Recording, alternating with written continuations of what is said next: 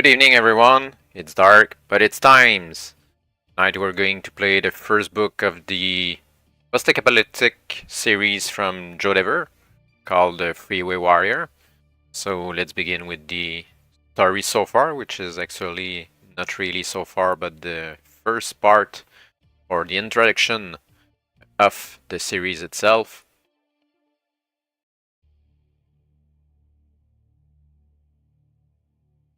It's actually Carl's story, where Carl Phoenix, a survivor, born on Thanksgiving in the year 2000 AD, when you cast your mind back to the time before the day, you recall your two brothers and your sister, your parents' house in California, and summer vacation spent cruising the blue Pacific of Catalina Island aboard your father's boat. They're your fondest memories, yet your most vivid recollections are of winter vacations, when the family will drive to Dallas to spend Christmas with Uncle Jonas and Aunt Betty Ann. Of all your Texan Christmases, the 2011 visit was the most memorable. It was also the last time you saw your family alive. Your parents had decided to cancel the trip to Dallas that year. The oil shortage had pushed up the price of gasoline to $30 a gallon, and only the rich could afford to drive long distances, even in cars equipped with solar packs. You were so disappointed when you heard the news that you decided to walk the 1,300 miles to Dallas, and would have done so had your father not caught up with you 3 miles from home. Then, when Uncle Jonas and Aunt Betty Ann got to hear of it, they fixed it with your parents so that you at least could spend Christmas with them at their ranch near Denton. From the moment they met your charter flight at Edison Airport, you knew it was going to be a vacation to remember. Uncle Jonas was an old man. He had been one ever since he graduated from the University of Texas in '95 with a degree in geology. Earlier that summer, he had been put in charge of construction at a shale oil mine near Austin, the very first of its kind in Texas, and as a special Christmas treat, he promised to take you on a guided tour of the whole underground complex. On New Year's Day 2012, the three of you started out early in the road to your uncle's mine located on the Austin Chalk, over 200 miles south of Dallas. The trip will take at least 2 days, with an overnight stop in Waco, for, in an effort to conserve energy, the federal government had imposed a speed restriction of 15 miles per hour on all state highways. It was a slow journey, and despite the somber radio bulletins that gave news of AVOC's latest threats, you can still remember your excitement at the thought of exploring those tunnels deep below the earth. Your arrival at the mine was met by a military patrol posted there by the World Defense League. The job of the patrol was to prevent sabotage. Whole installations all over the world had become one of AVOC's primary targets in their campaign of terror. The mine was officially closed for the New Year's recess, but Uncle Jonas had a right of access at all times, and after checking his papers, the patrol allowed you in. It was a massive complex, and for security reasons, it was totally self-supporting. A central shaft serviced the many working levels, to which there were attached laboratories, workshops, and even refineries for processing the precious crude oil after it had been extracted from the rock. Uncle Jonas was explaining the function of these refineries 300 feet below the surface when it happened. The ground shattered when the shockwaves from the first distant explosions reached the mine, and you remember thinking that it must be the start of an earthquake, the like of which you had experienced many times at home in California. But as the levels nearest the surface began to collapse and the central shaft filled with falling rubble, you realized the awful truth. The unthinkable had happened. At first there was no way of telling the extent of the surface devastation. Below ground, the safety generators automatically switched on into operation when the main power supply failed, and the tremors faded quickly, encouraging your aunt and uncle to believe that the damage above was superficial. Uncle Jonas was confident that the military will mount a rescue operation and that you will be brought out within a few days, a week at the most. Aunt Betty Ann was also optimistic. After all, there were emergency supplies, enough to feed 200 men for a whole month. Little did she know that the three of you will end up consuming all of those supplies, or that the mine will become your home, your shelter, and your prison for the next 8 years of your life. It was a month after the day when the three of you accepted that there will never be a risky operation. Many days had been spent in silence, hoping and praying for the sounds of excavation or a voice on the radio link to the surface. But all that could be heard was the static crackle of the gamma radiation, which was blanketing the Earth. Uncle Jonas proposed that an attempt be made to reach the surface by tunneling through the blocked central shaft. It was an awesomely dangerous feat. To dig vertically through 300 feet of compressed concrete rubble and twisted steel girders, but there was no other way you could ever hope to escape from the mine. Progress was painfully slow, but the work gave you all a sense of a purpose, a reason to go on, even though you feared what could be awaiting you on the surface. Those years spent in the mine taught you invaluable lessons in survival. Uncle Jonas showed you how to refine gasoline from crude oil to keep the generators alive, to coax fresh water from porous rock, to manufacture spare parts in order to maintain vital machinery. On Betty Ann, who had at one time been a nurse and a high school teacher in Denton County, attended to your education and made sure that you stayed fit and healthy. Their love and support enabled you to grow during those dark days underground, despite the enormous sense of loss you felt for your parents, brothers, and sisters. You vowed then that one day you would repay their kindness by protecting and caring for them.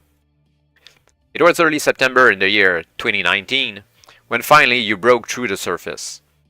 Aunt Betty Ann was convinced that radiation levels would still be dangerously high, and at first she was against leaving the mine. But during the last few months of your incarceration, the static that had always jammed the radio wavelengths had gradually cleared, and Uncle Jonas was able to persuade her that this meant it was now safe to live above ground. When you first emerged from the mine, you thought you were on the surface of another planet. Surely this could not be Earth. Few structures had survived the blizzards and intense cold that had swept around the world in the years following the day.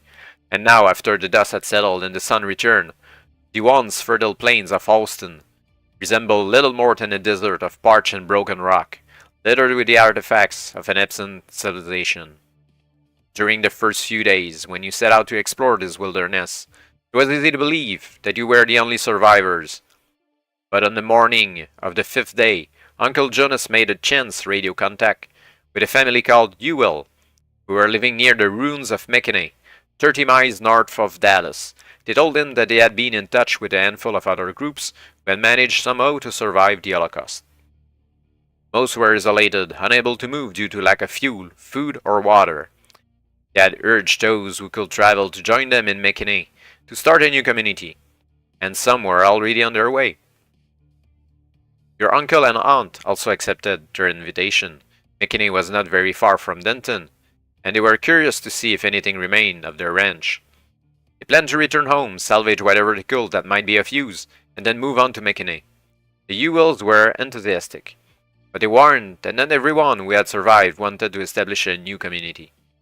The ruins of Dallas and Fort Worth were controlled by gangs of criminals who fought with each other and terrorized anyone seeking to re-establish law and order. They advised you to avoid them at all costs when traveling north.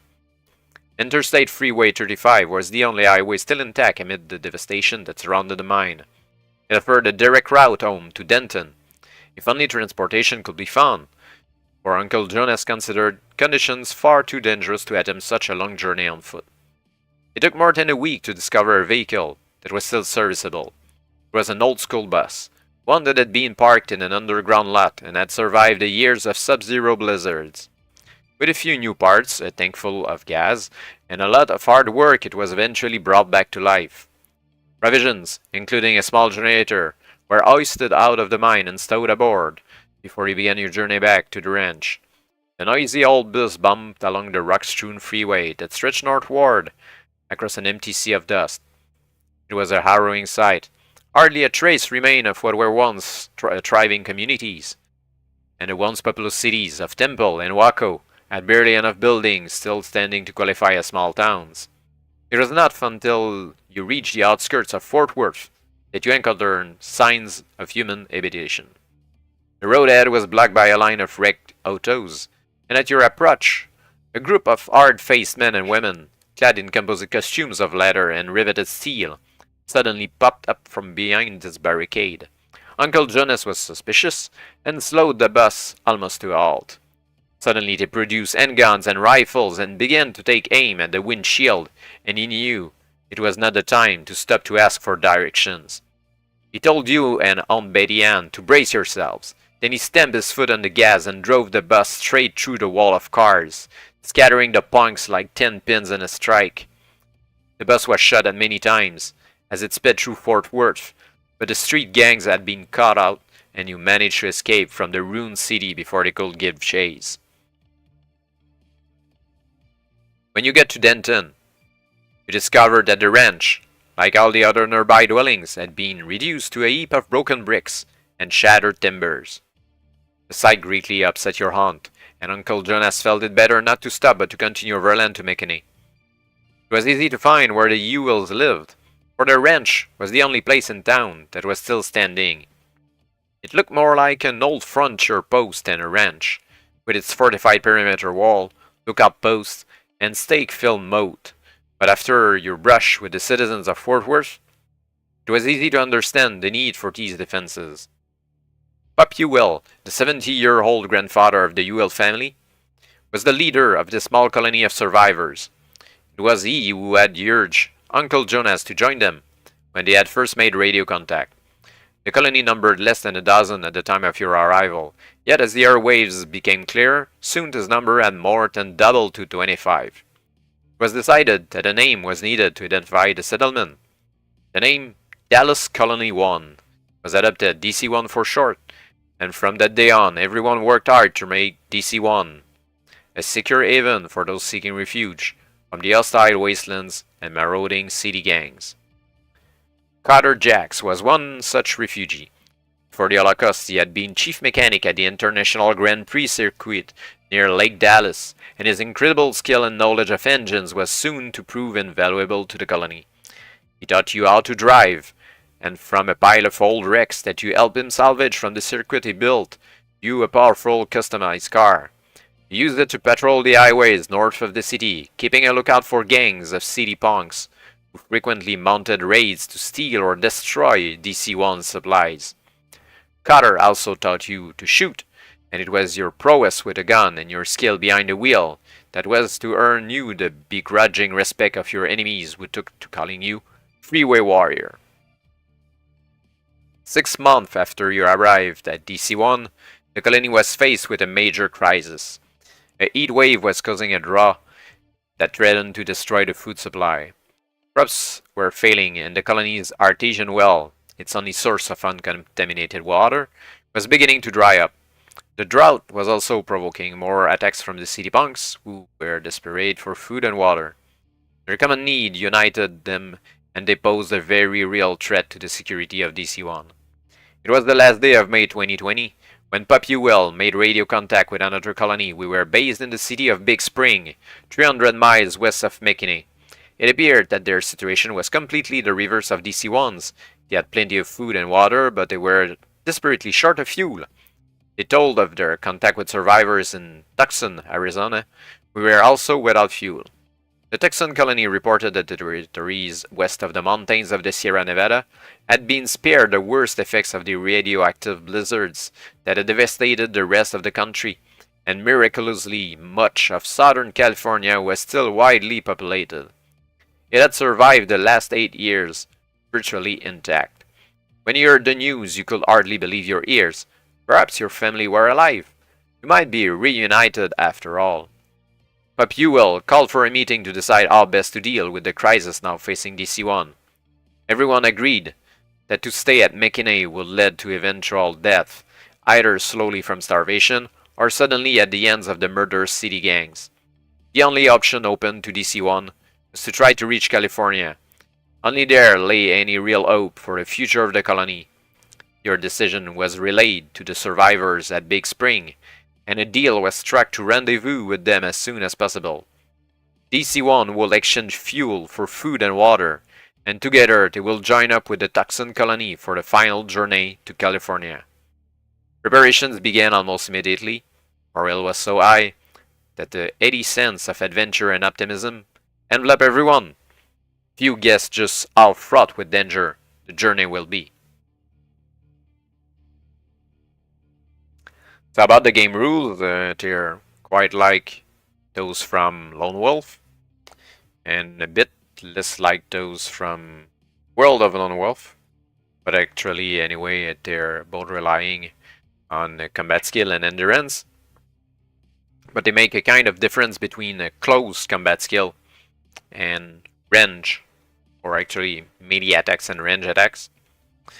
As usual, we're using D10 instead of the action random number table. And previous to our game tonight, I've made all the necessary preparations regarding the close combat and endurance skills you need for this adventure. So I rolled way better stats than in World of Lone Wolf.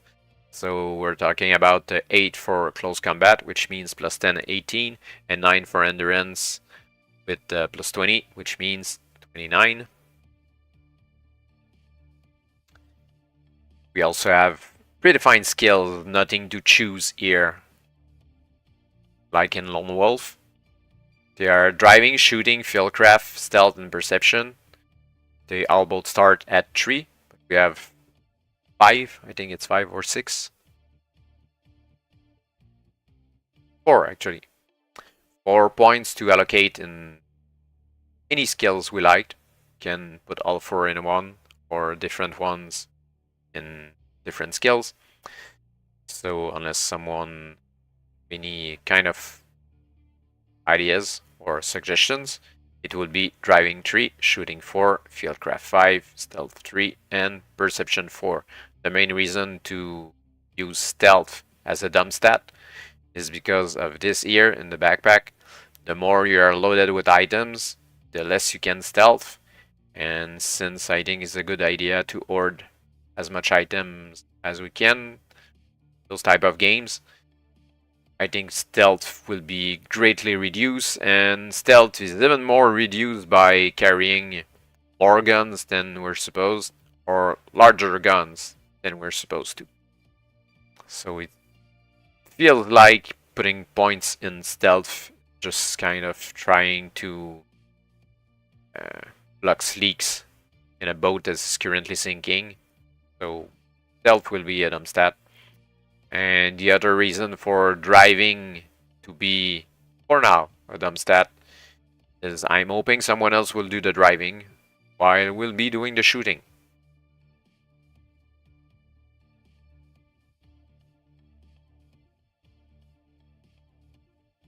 I think the survival skills are kind of explain themselves, but in any case, here are the different descriptions. Driving is the ability to control powered vehicles such as cars, motorcycles, and trucks. Shooting is the familiarity and experience in the use of missile weapons such as pistols, machine pistols, shotguns, and rifles. Fieldcraft is the knowledge and experience of all aspects of outdoor survival. Stealth is actually physical fitness and the speed of your reflexes and dexterity, which is not usually what we think about when we say the word stealth. And perception is your intelligence, ability to evaluate information, education, and mental alertness, which is kind of different of the standard perception as well. So stealth might be a bit more useful when reading that, but well, so it goes with a dump stat. Regarding equipment, we start with a backpack, which can carry up to 10 items, but after 3 items here, actually from the 4th items and onward, the stealth is reduced by 1. After 6 items, the stealth is reduced by 2. And after 9 items, which means with a full backpack, stealth is reduced by 3. And the reason why the action chart doesn't reflect that exactly is because it's the action chart from book 4, which lead me to think that in some capacity somewhere we're going to have less problem with encumbrance and we're going to be a bit better with our strength or fitness or control stealth actually.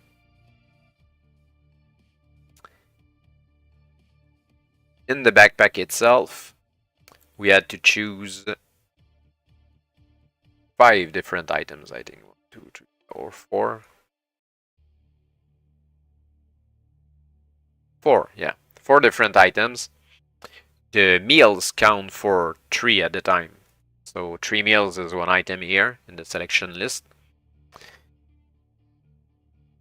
The different options are solar torch, high explosive grenade, binoculars, compass, CB radio, signal flare, 3 meals, flexible saw, and a Geiger counter. So I took the meals because we always need some meals, and in a post-apocalyptic nuclear, when they say from the get-go that food and water are rare in the colony, I think it's a good idea to have meals ready for us. The Geiger counter seems like a good choice, and put our feet somewhere with radioactive fallout. The solar torch, since it's like a torch in the Lone Wolf series, torches are always nice to have. And I wasn't sure between the flexible saw and the grenade, but I think that the grenade could be avoided some capacity, and the flexible saw sounded like kind of a useful tool to have. I didn't think the binoculars were great to have. I mean, yeah, we can see from far away what's going on, but maybe you can rely on other types of signs. The compass might be good. I guess there are other ways to orient ourselves without a compass.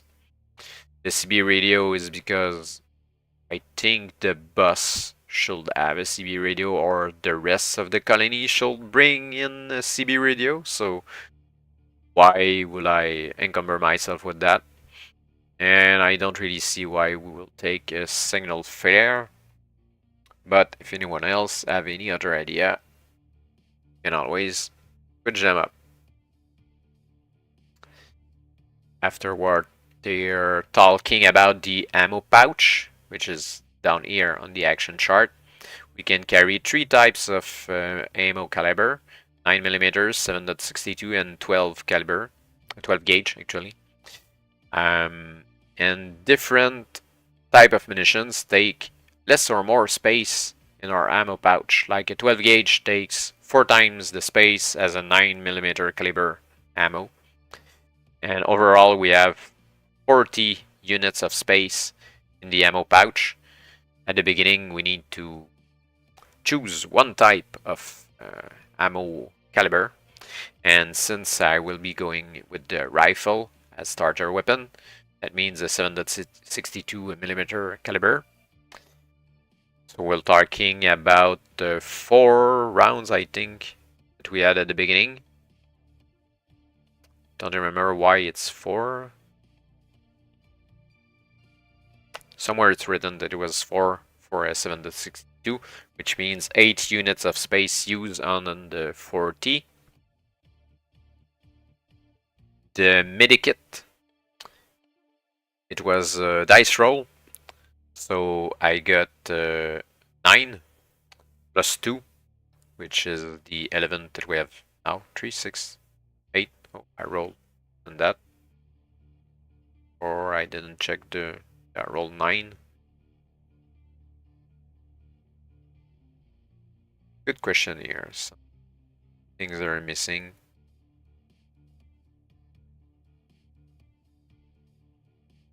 6, 8. 8, 9, 9. Okay, I don't know why there's only 8 here, but it should be 11.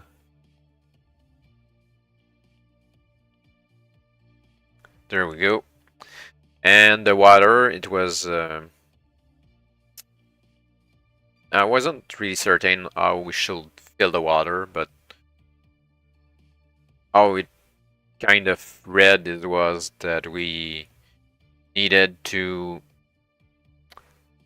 remove half pins from the gallon of water. So I thought it meant that we started with the full water canteen. So that's how we're going to roll with that. Regarding weapons, we have one close combat weapons, which is a knife, and it gives +2 to combat skill.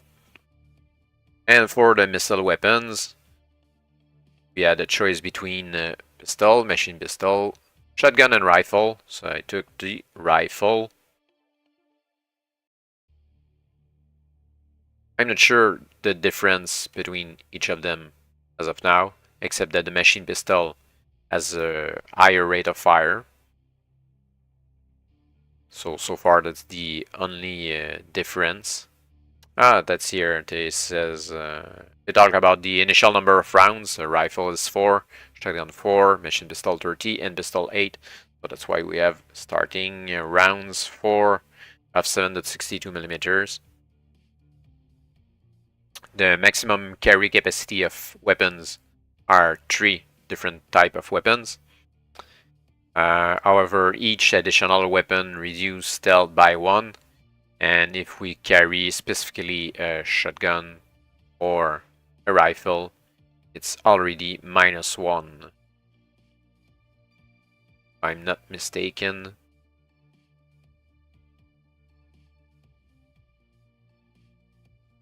Well, not really actually. I don't know why they said reduce stealth by 1 on only those.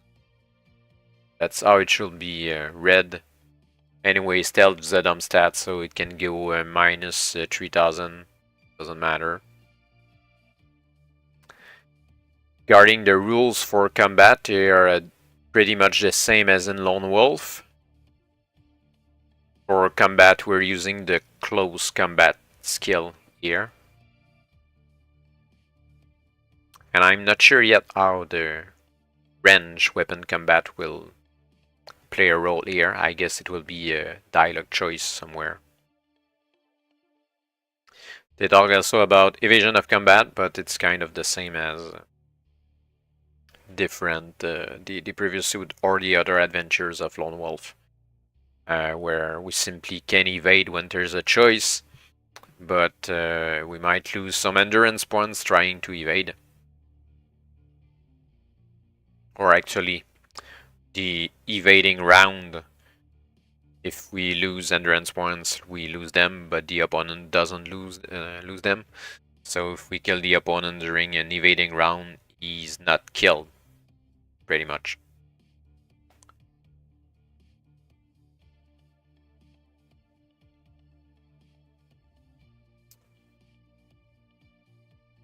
So that's about it with the rules. Regarding the all rules, as usual, if we die, we're going to go back to the previous choice and take another one. If we die again, we go back and take another one. If we die in combat, we're going to take the evade option if there's one. If there's not, we're going to go back to the previous choice, take another one.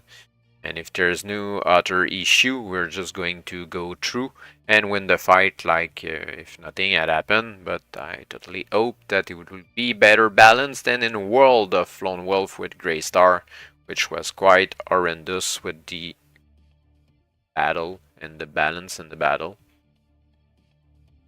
So we're ordaining this to not play this game tomorrow or morning with the number of deaths that will be accumulated during this adventure. Alright.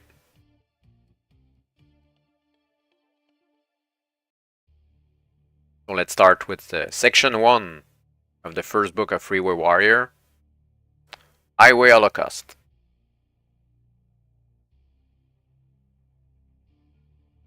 After a week of careful preparation, the colony is ready to begin the long trek to Big Spring. 3 vehicles have been picked to make up the convoy: the school bus, your customized roadster, and a gasoline tanker that was salvaged from an old drilling site at nearby Greenville. Cutter and your uncle have rigged up a square canvas canopy to hide the tanker's telltale cylindrical body, which now holds over 5,000 gallons of petroleum, siphoned from the underground storage tanks at the Ewell Ranch. In this fuel-starved world, gasoline is the most valuable of all commodities. If the city gangs were to discover that DC-1 were transporting such a precious load, they will stop at nothing to capture it. Most of the colony will be traveling aboard the bus, which will be driven by your uncle.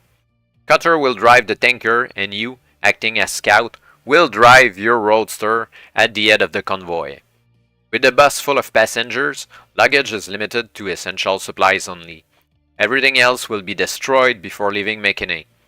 At dawn on the day before the convoy is to set off, a thorough check is made of the vehicles and provisions. There is enough food and water to reach your destination, but apart from your personal weapons, the colony has very few firearms with which to defend itself. Long Jake Bannerman, a former roustabout from Gainesville, has volunteered to drive north and search for weapons and ammunition. His brother once owned a hardware store in Sherman and kept his stock of sporting guns locked in the basement. Although they may have to be dug out there, is a good chance that they have survived intact. Everyone agrees that it is worth a try, and so Jake, equipped with a CB radio, a shovel, and a rusty revolver, sets out for Sherman in his beat-up old truck.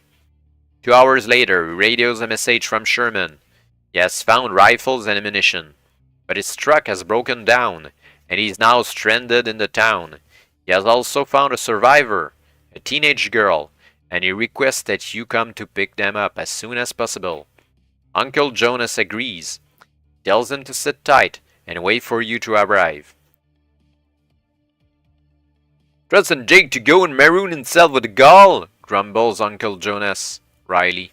Carl, you better get your body up to Sherman and hold him back here, and no messing with the street punks on the way, yeah? We'll be back in time for breakfast, you reply, cheerily, as you slide behind the wheel of your roadster and fire up its trusty V8 engine. Then with a farewell wave, you power the car out of McKinney and speed northwards to Sherman, along what remains of Highway 75.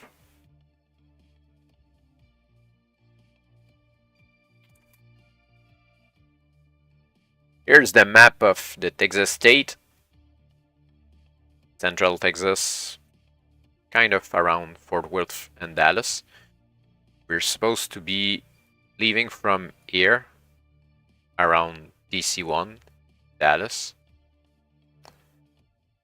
McKinney, Sherman, so drive north here, and our destination is Big Spring, completely at the west of the map here. I'm not sure of the distances, not being an American, but it sounds like maybe a good 3-4 hour drives, most probably, in normal conditions. So we'll see how it goes. Right now we're going to go north to Sherman. From actually McKinney here. And this is Highway 75.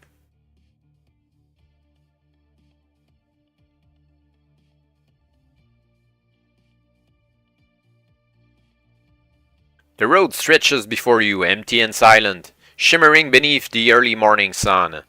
With the temperature already in the mid-90s, you are grateful for the cool breeze that whips through your hair as you speed across the barren flats. The tracks made by Long Jake's tires are still fresh in the dust that blankets the highway, and you trail them all the way to the outskirts of Sherman, where you discover his pickup abandoned near an old gas station.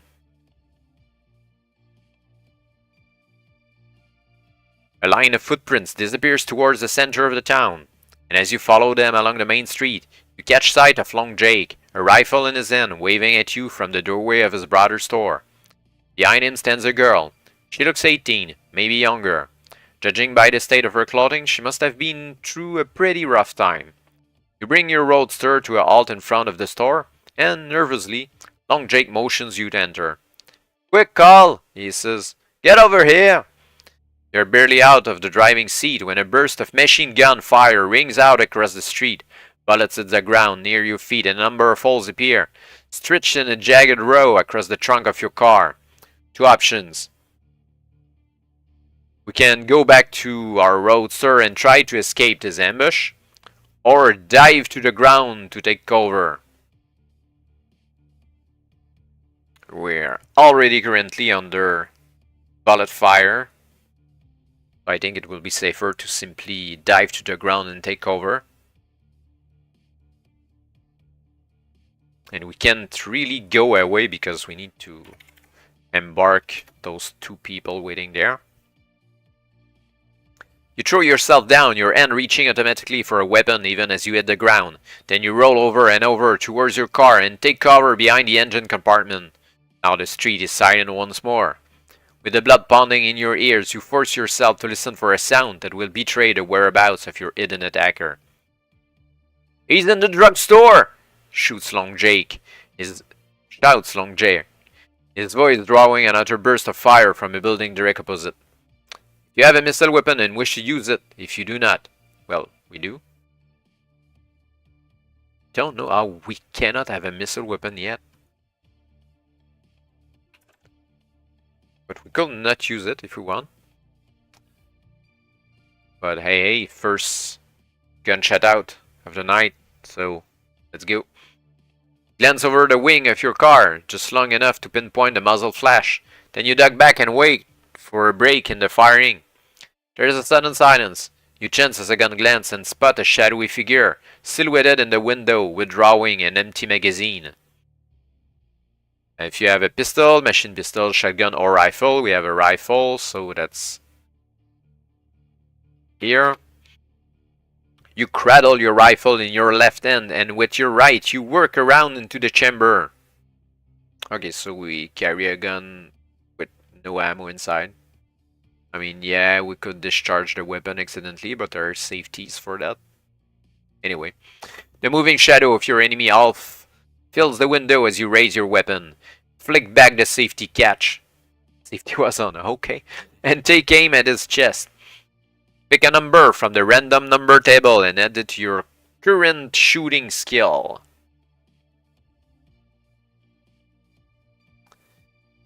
We have 4. And here we go, first roll of the night. Shooting a rifle. That's 7. It all is 6 or more. You squeeze the trigger and feel the butt of your rifle kick your shoulder. Your enemy has no time to cry out as the bullet finds its mark with deadly accuracy. It passes straight through his heart, killing him instantly.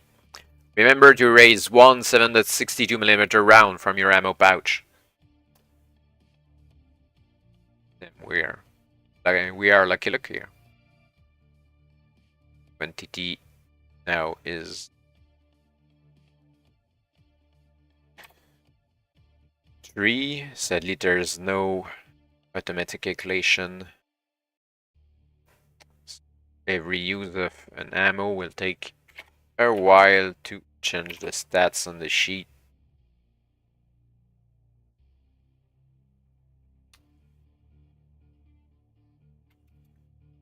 An eerie silence is broken by Long Jake, who shouts out, "Tain't over yet, Carl! There's more of them Pecker Woods hiding out there somewhere!" As if to prove his point, 2 single shots ring out, almost simultaneously and ricochet off the storehouse wall. "What's your size, Jake?" Jake yells. "Don't let them kill you. Send someone or something moving along the ruined shops away to your right. They're trying to get into a position where they will have a clear shot at you. If you are to survive this ambush, you had better find somewhere less exposed. 2 options. You can make a dash for the store, or jump into the roadster and take off along the main street." I think we need to stay with the 2 people inside. So let's make a dash. We have so much athletic skills here. With your pulse racing, you jump to your feet and spring head down towards a darkened doorway. Pick a number from the random number table and add your stealth skill. So we have 3 minus 1 minus 1. That's 1.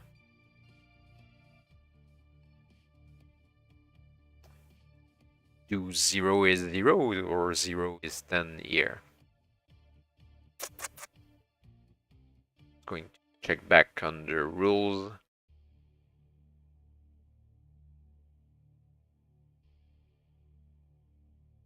But I think that 0 is...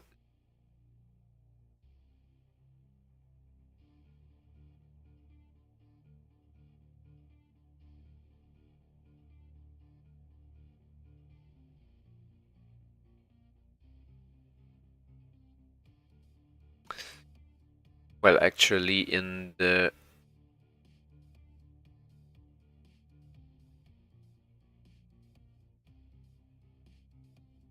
random number table or the... must be a close combat result table here. So 0 is usually 10 in the combat results table. I'm not sure here.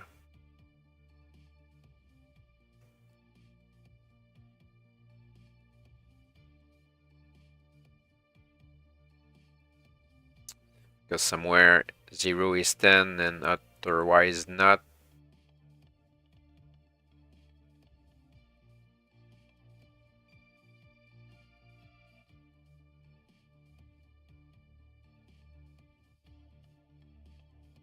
I think I'll go with 0 is worth 0. So that means 1 and it's less than 7.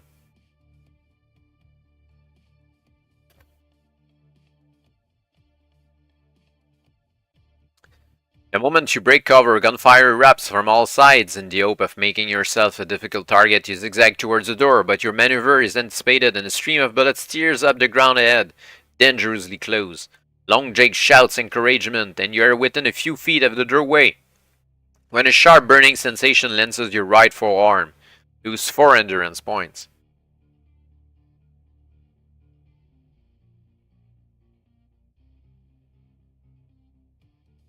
Gritting your teeth against the sudden pain of your wound, you force yourself forwards and fall headlong through the doorway.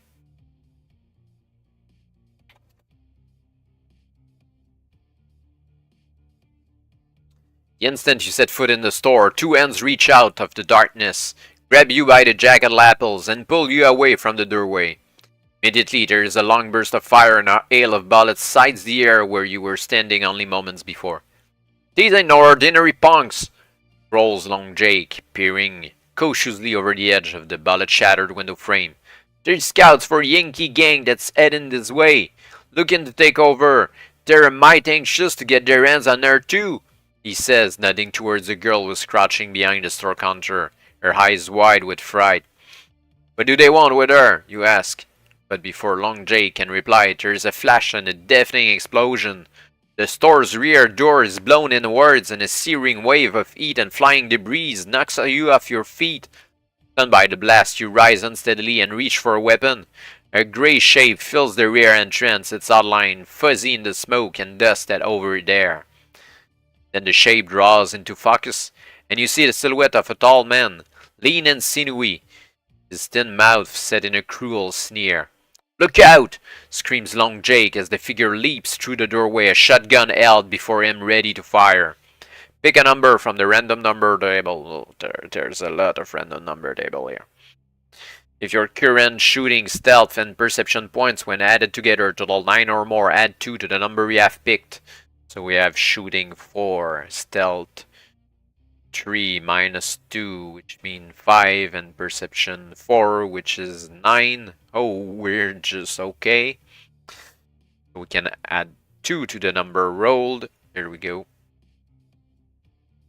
2, 4. So if it's 4 or 6, middle range. Guided by instinct alone, you swing your gun around and squeeze the trigger. At the same time, the double muzzle flash of your enemy's weapon lights up the store, and you cry out in pain as a fistful of birdshot clips your right shoulder. Lose 3 endurance points. Your wound is superficial. However, your enemy is not so lucky. Your gunfire hits him square in the chest, killing him instantly. Remember to deduct the relevant number of rounds from your ammo pouch. Means another round.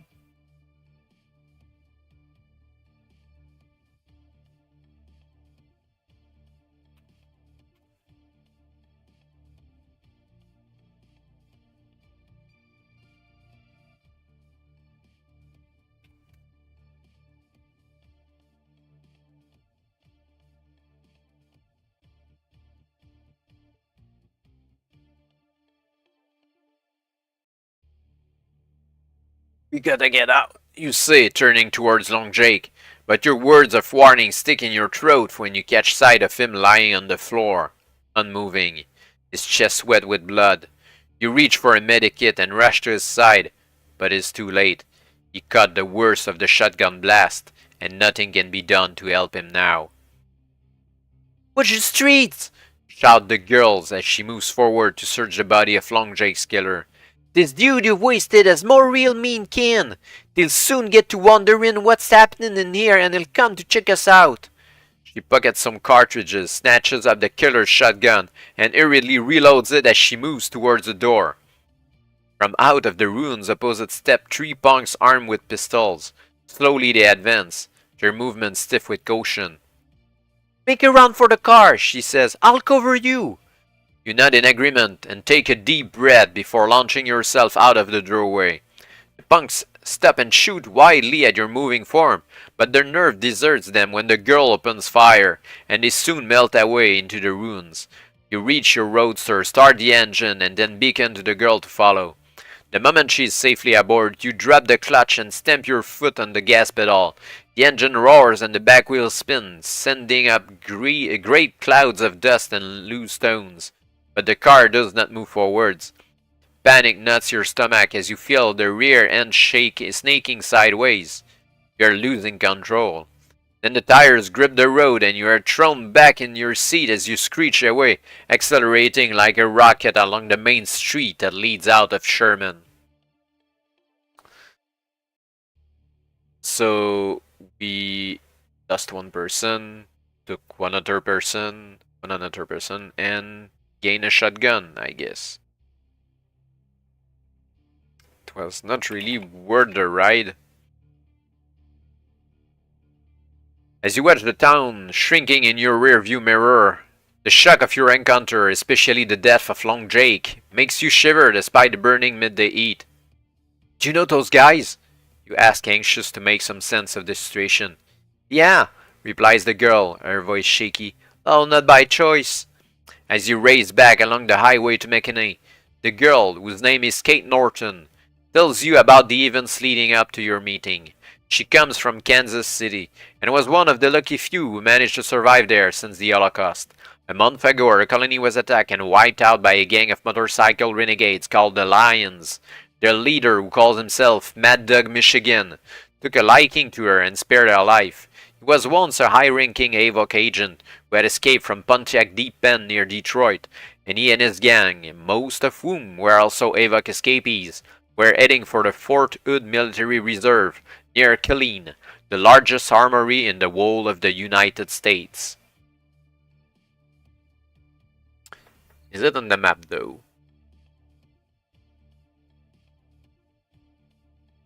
Yeah, at the bottom. Here, Killeen.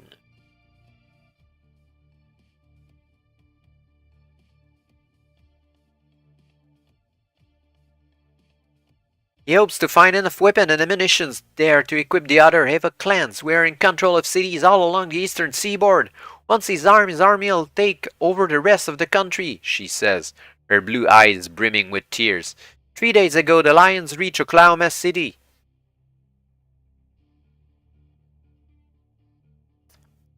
The map of Oklahoma City, if I recall, is northwest of here.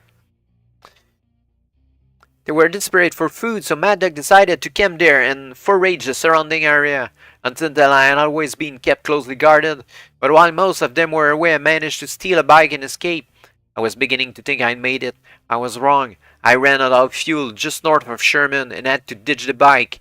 I met up with your friend this morning when he walked into town.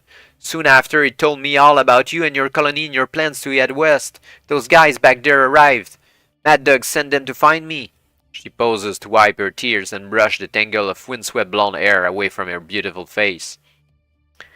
I'm really sorry about what happened to Long Jake. It's all my fault. Oh, that's what's the girl saying that. Don't blame yourself, you say, trying to console her. It's over now. Once we get back to DC-1 and take off for Big Spring, Mad Dog and his gang will be just a bad memory. I hope you're right, Carl, she says, unconvinced. Sure I'm right. Killing is Sato here and we're heading west. He'll miss us by miles. Maybe, she replies, her voice wavering and hesitant. But there's something else you ought to know.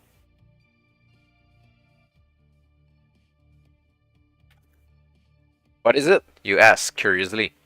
The guy you killed back there in the store, the one who wasted Long Jake. Well, his name was Stinger, she replies, as is the name should mean something to you. So what of it? Say quizzically. Well, he was Mad Dog Michigan's brother. When the others report what has happened to him, Mad Dog's gonna be after us for sure. The guy's a psycho, believe me, I know. He'll stop at nothing to get even.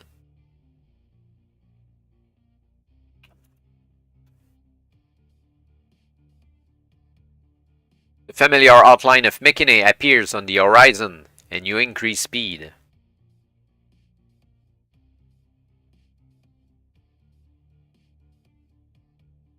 You're keen to return as quickly as you can and warn the colony of the danger now approaching from the north. Your return is met with mixed feelings. All are upset to hear that Long Jake is dead, and many are disappointed that you could not save the cache of rifles and ammunition that he found. However, all, without exception, are thankful that you're still alive, and despite the threat of a revenge attack by Mad Dog Michigan, they welcome Kate to the colony with open arms. In the light of this new threat to your safety, it is decided that the colony shall not wait until tomorrow to begin its long journey west. With all the major preparations already completed, the convoy is loaded and ready to move off within the hour. All that remains to do, once the convoy is at a safe distance, is to set fire to the ranch. This will destroy the supplies you are forced to leave behind, preventing them from falling into the hands of either Mad Dog Michigan or the murderous city gangs of Dallas and Fort Worth. Once the Ewell Ranch is ablaze, you lead the convoy cross-country towards Denton. There you hope to pick up Interstate 35 and follow it south, on the first stage of your journey to Big Spring. 2 miles outside Denton, signal to the others to halt while you go ahead and make sure that the town is empty and the freeway is clear of obstructions.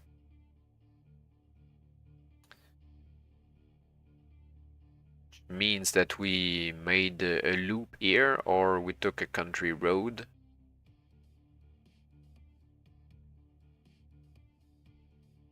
Add together your current levels of Fieldcraft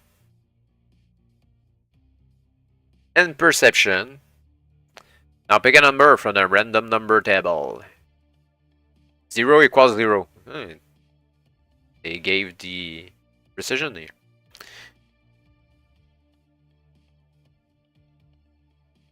And 0 equals 0. So we have 9. That's really crappy. Be bad with dice tonight. You bring your roadster to a halt on a ridge that overlooks the ruins of Denton. The place is familiar. You have stopped there many times in the past few months during the routine patrols of the area. You check that the town was not being used as a base by the gangs who were raiding McKinney. The ruins look deserted, but you decide to check them anyway, just to make sure. Having driven through the town and seen nothing unusual, you are turning around to return to the convoy when you hear the sound of motorcycle engines being kicked into life. 3 bikes burst out of the 3 bikes burst out of a building in the center of the town and come racing after you. Their riders whooping like Red Indians. All 3 machines are carrying pillion passengers who are armed with an assortment of weapons. As the first bike draws level, its passenger gets ready to leap into the seat behind you. Pick a random number from the random number table and add to this number your current driving skill, which is 3. So yeah, 12 in total, if it's 10 or more.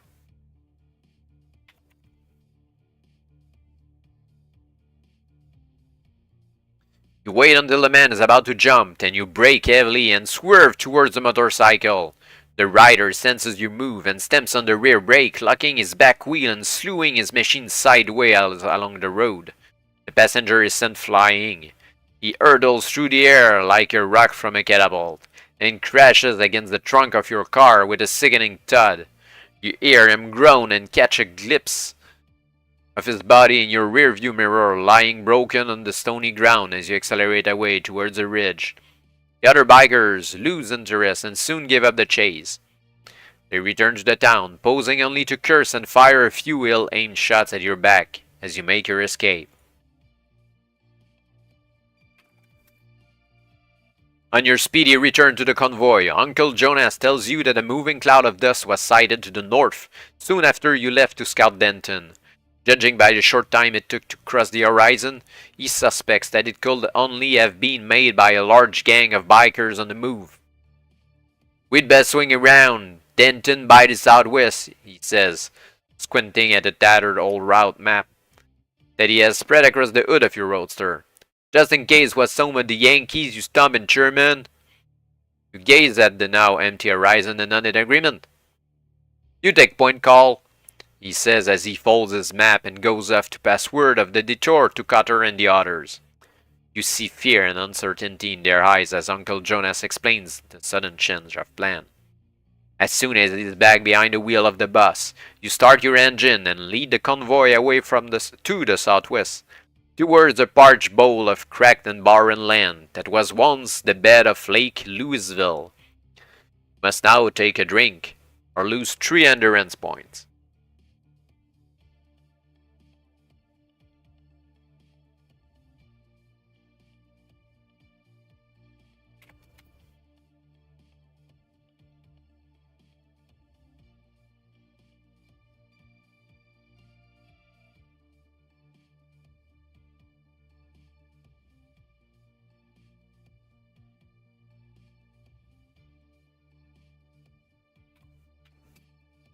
The journey southwest to Lake Louisville is a slow and arduous trek across rough terrain, but one that cannot be avoided as you skirt around Denton.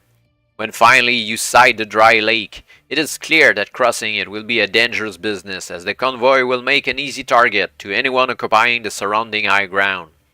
You must get the convoy across in the shortest time possible.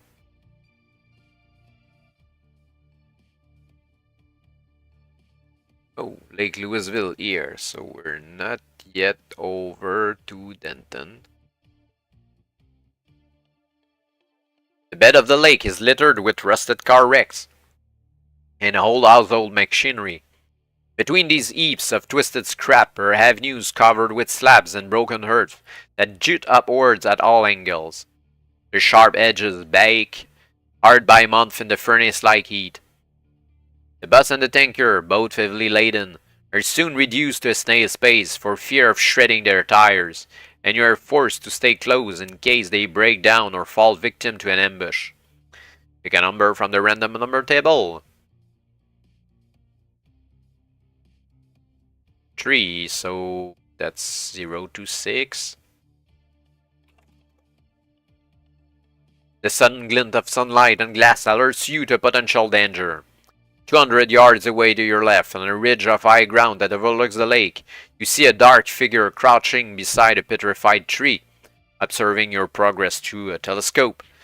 The only people likely to be in this area are scouts or food foragers from one of the 4th Street gangs. If the spy manages to alert his gang, the colony might never make it out of Lake Louisville alive. If you have a missile weapon, or you can go after the spy on foot, or we can simply ignore the spy. But going after the spy on foot means being stealthy, and we suck at that. However, using a missile weapon means making noise, which is not much more stealthy. Quite less, actually. So maybe we should go end-to-end for this one.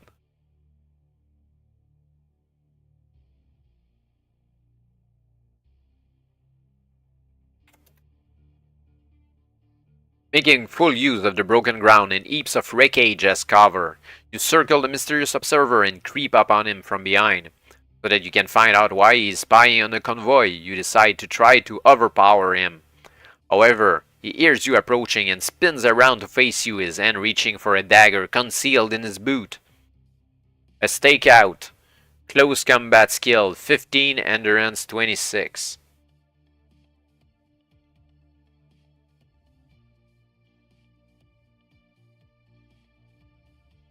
So that means +3 wait, yeah. We're not in minus here. I'm not used to that at all. A +3 combat ratio.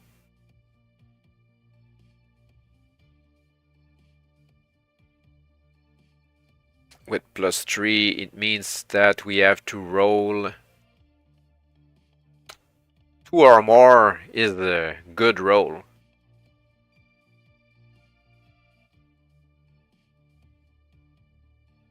There we go. First close combat round 5.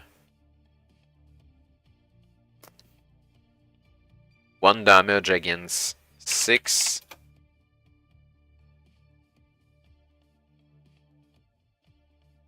Second round 2.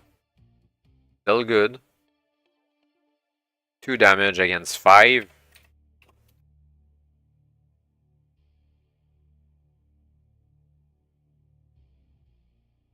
Third round 3.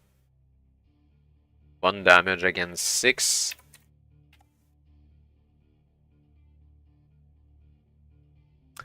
That's quite strange. 3, 4, 5, 2, 6, 1. 4, 3, 6, 1, 5, 2.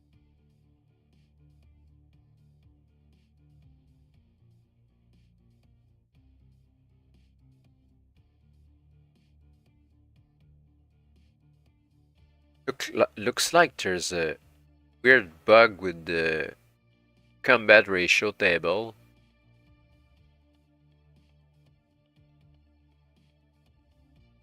It's really weird.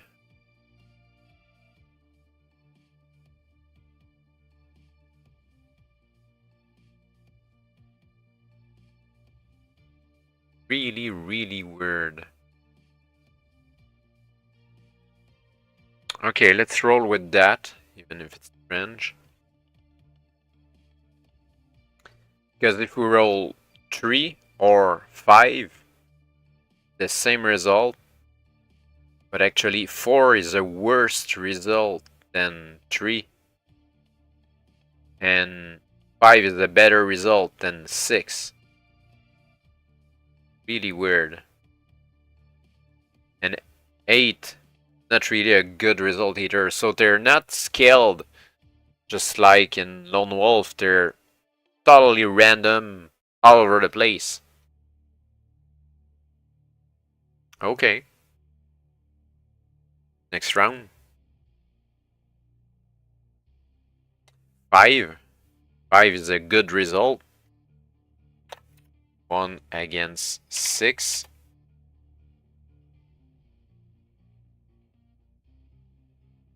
3 is a good result as well. So, enemy is dead. He lost 6 endurance points though during the fight.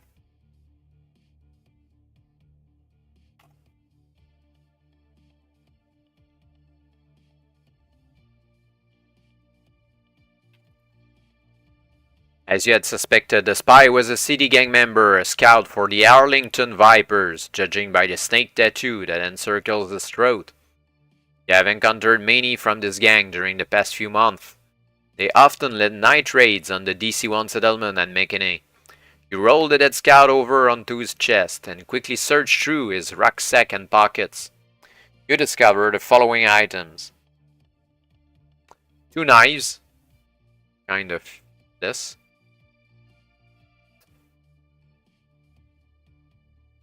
And they don't have any bonus to combat skill.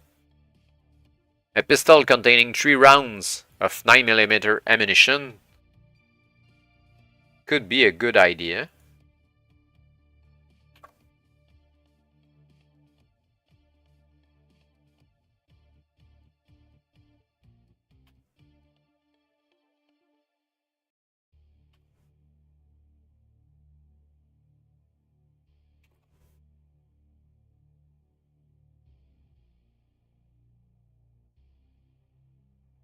A mirror. So a lot of that. He's using a mirror in a gunfight. See where's our opponent. Safety of a corner. Enough food for 2 meals. Sure. I think we'll have to use one soon anyway. Enough painkillers for 1 medikit unit. We're full with the medikit. I need to check when we can use medikit. I think I recall it's before and after a fight. Check the rules just to make sure. Medikit. May use your medikit units to restore lost endurance points. Each unit's used will restore 3. Units cannot be used to restore endurance on you of meal or water.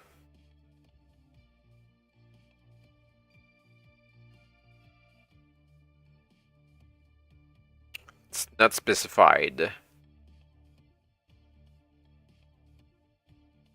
So check later down the road if we need them or not. Or actually we should. Well, yeah, I'm not sure. I think we should be not at full medikit just in case that we cannot take them. So let's regain 3 endurance points on the spot there. A water canteen with enough water for 1 drink. Alpha pint. Can go back to full here.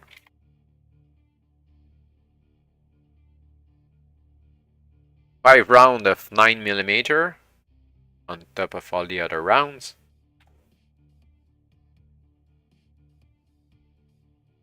Two rounds of 12 gauge. Ever find a shotgun.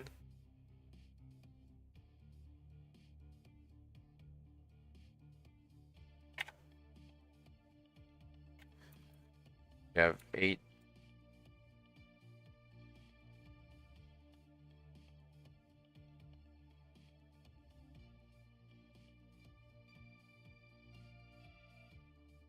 Eight, and 2.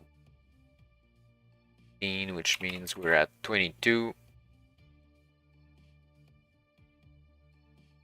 And the telescope. Yeah, let's fill the backpack right away. I knew it will happen.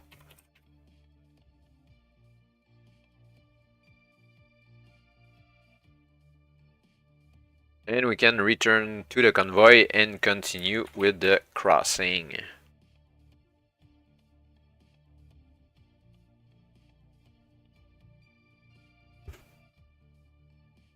Two miles and 2 hours later, you reach the opposite side of the lake.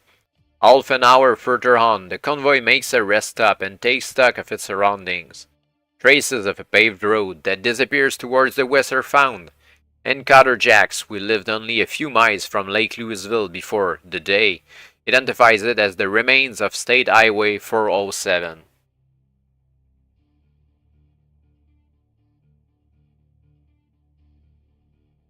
Not really labeled on the map.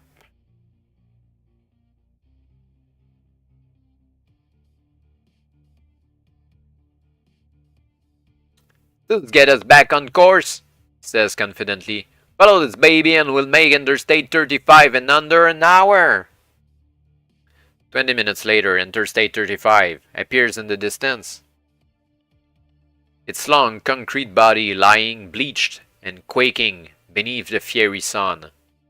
The road you are following passes beneath it, but as you draw closer, you notice a ramp coiling away to your right, giving access to the freeway. A few hundred yards beyond the ramp, you see another. It leads to the ruins of a once prestigious building, the North Texas State University. If you wish to search the university or lead the convoy to the interstate. We're kind of on a run against time, though.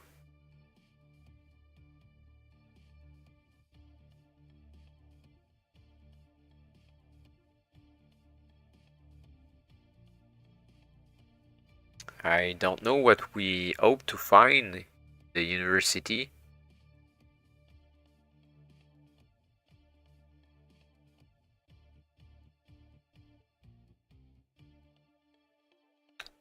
Yeah, I'm not sure it's worth it. I know there must be some kind of very useful item hidden there, but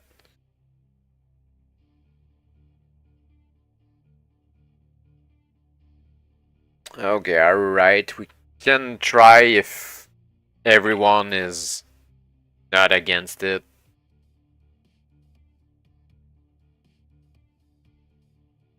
Okay, it's worth a luck, agrees Uncle Jonas when you tell him you want to search the university campus before the convoy takes the freeway south. See if you can rattle up some polythene sheeting. We're mighty short and we'll be needing some real bad as soon as we hit the desert. We'll wait here right for you and keep an eye on the road. Any trouble, then just give a holler. With your uncle's request in mind, you walk towards the center of the campus in search of what was once the chemistry faculty. Most of the buildings are just burned out.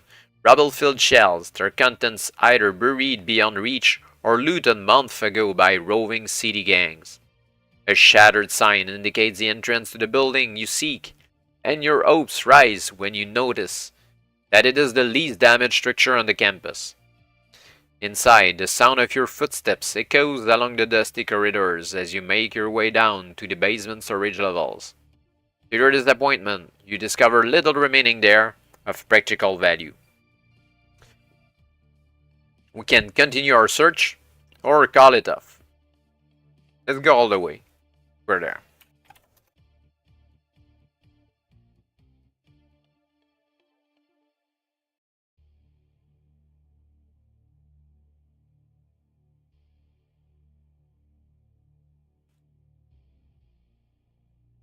Eventually, you enter the last storage room. It contains two objects that stir your curiosity. The first is a large wooden crate, seemingly overlooked by whoever looted the other basement rooms. And the second is a reinforced steel door that is set into the far wall. You can take a closer look at the crate, investigate the steel door, or go back to the convoy. Let's look at the crate first.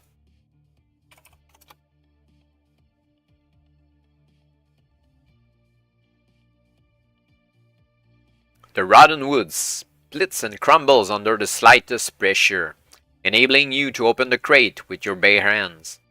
Inside, you discover hundreds of square plastic tubs, bound together with tape into units of 12. Sealing the whole consignment is a vast sheet of clear polythene, just what your uncle wanted. Using your hunting knife, you slit open the sheeting at the corners, remove it from the tubs, and fold it away carefully for future use. The tubs themselves are each adorned with blue and white labels that display the letters NaCl. Pick a random number and add it to your perception skill total.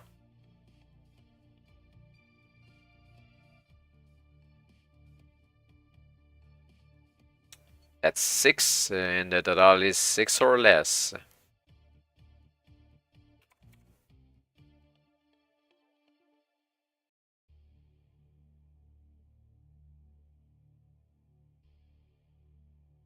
These plastic containers are quite unlike anything you have seen before, and you're curious but suspicious. Why have they been left untouched when everything else has been either looted or destroyed? Rather than risk opening what may turn out to be a bowl full of dangerous chemicals. Yeah, right. You stepped away from the crate and quickly leave the basement. I'm really curious.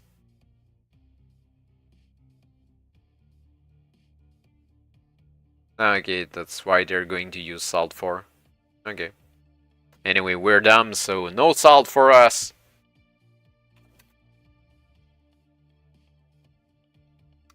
With the bulky roll of polythene sheeting slung over your shoulder, you hurry back to the convoy as quickly as you can. Uncle Jonas greets you with a broad grin and offers to help you stow your find aboard the bus. "Algum and Radius full of run through the water," he says as he slams shut the stowage door. "Can use it to rig up a solar still." Once everyone is aboard, start the roadster and lead the convoy in a single file onto the southbound carriageway of Interstate 35.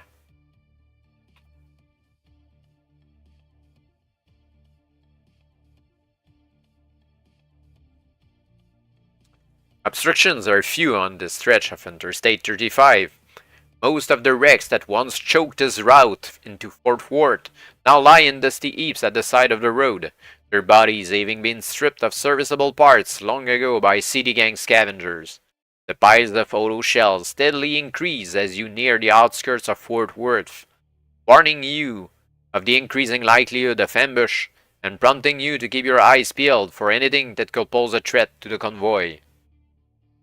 To your left, you can see the buildings of downtown Dallas perched precariously around the edge of a huge crater. These once gleaming towers of mirror glass and steel now lie black and broken, like a circle of charred bones. It is a chilling sight.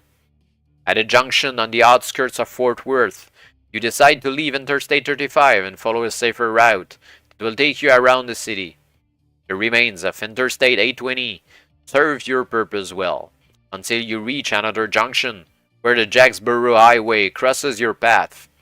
In order for the convoy to connect with Interstate Freeway 20, the highway that leads all the way to Big Spring, you must traverse one major obstacle, the Trinity River.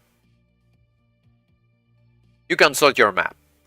There are two places where the convoy can cross the Trinity, both of them close by. 2 miles further along Interstate 820, there is a bridge over Lake Worth. 2 miles northwest, along the Jacksboro Highway, another bridge crosses the river at a place called Lakeside Village. You can check the bridge at Lakeside Village, or continue along Interstate 820 and attempt to cross the Trinity River at Lake Worth. Trinity River... Lake Worth must be the one at the bottom here. Jacksboro Highway.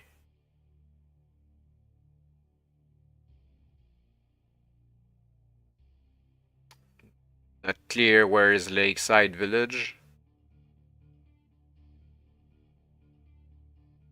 But it seems more sneaky, stealthy. Go to the Lakeside Village route. Let's go there.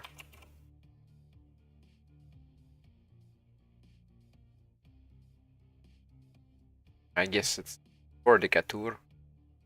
After a brief conference with Uncle Jonas and the others, they agree to wait here at the junction while you go off and scout the bridge at Lakeside Village. If it proves safe, you will return and lead them across. It takes you less than 5 minutes to reach Lakeside Village, and to your relief, you find it deserted. However, your hopes of an easy crossing are dashed. The bridge across the Trinity no longer exists. It collapsed several years ago. You are preparing to turn back when you notice an old school bus, almost identical to the colony's vehicle lying on its side, amid the rubble of a derelict building.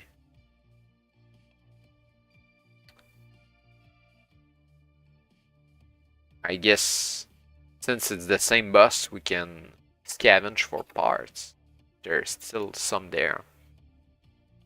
It takes you a few minutes to clear the rubble away from the engine compartment, but your efforts are not in vain. Some of the engine components are still serviceable and could prove useful as spares for the colony's bus. Below are listed the items worth salvaging from the wreck. You may take 2 from the list, all of which are backpack items. A distributor cap, a condenser, a gas modifier, an old plug, a fan belt, spark plugs, and solar regulator.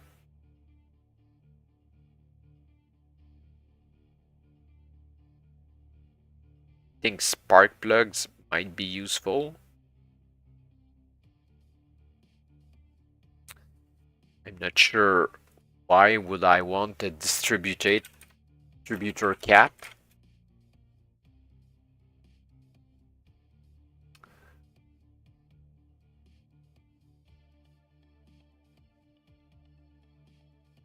Yeah, okay, that's what I thought it was.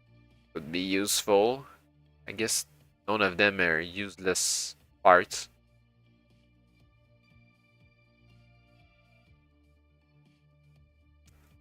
I guess a mechanics have a better choice of items there.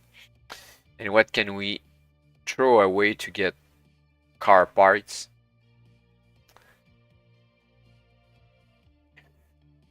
Nothing.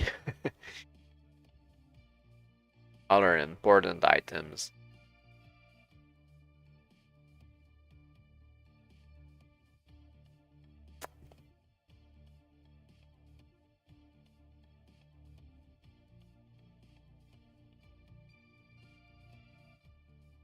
Hard to make a choice here. Maybe the Geiger counter isn't that much useful.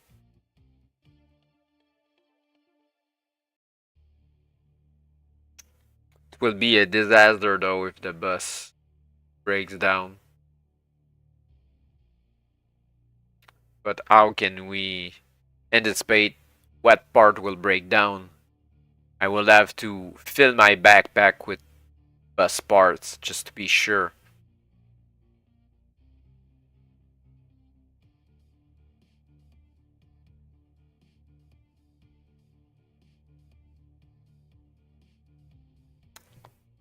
I can't really take that decision there.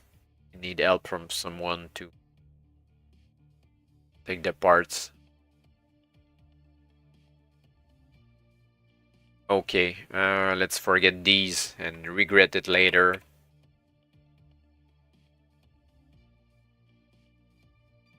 You return to the convoy and tell the others the disappointing news that the bridge at Lakeside Village is out. There is only one alternative. The bridge across Lake Worth. As you take your place at the head of the column and lead the convoy along Interstate 820, you can only pray that it has not suffered a similar fate. For a mile beyond the junction, the highway passes through a corridor of petrified trees, the pitiful remains of a fertile city park that thrived before the Holocaust. Then it crests a ridge of high ground that overlooks the sickly tainted waters of Lake Worth. The bridgehead is blocked by a manned barricade, and you slow to a halt, signaling to the others to pull off the road to avoid being seen. Cotter is the first to join you, his eagle eyes fixed on the barricade as silently he assesses its strength. Uncle Jonas and Hammer Harlan are the next to arrive, and they are quick to ask Cotter for his opinion. "Ain't nothing fancy down there," he says almost casually. "They got a few cars strung out in line, that's all. I figure if we was to hit them hard enough, you can bet your boots we'd bust through their center like a bolt through a wicker fence." "We can't risk damaging a vehicle," says Hammer, wiping the sweat from his brow. "If we smash a rat or rip a tire, we can kiss goodbye to our hopes of seeing Big Spring." "True enough," replies Cotter, stroking his stubbly chin. "But I've got an idea that'll give us better than Evan's chance of cutting through without a scratch."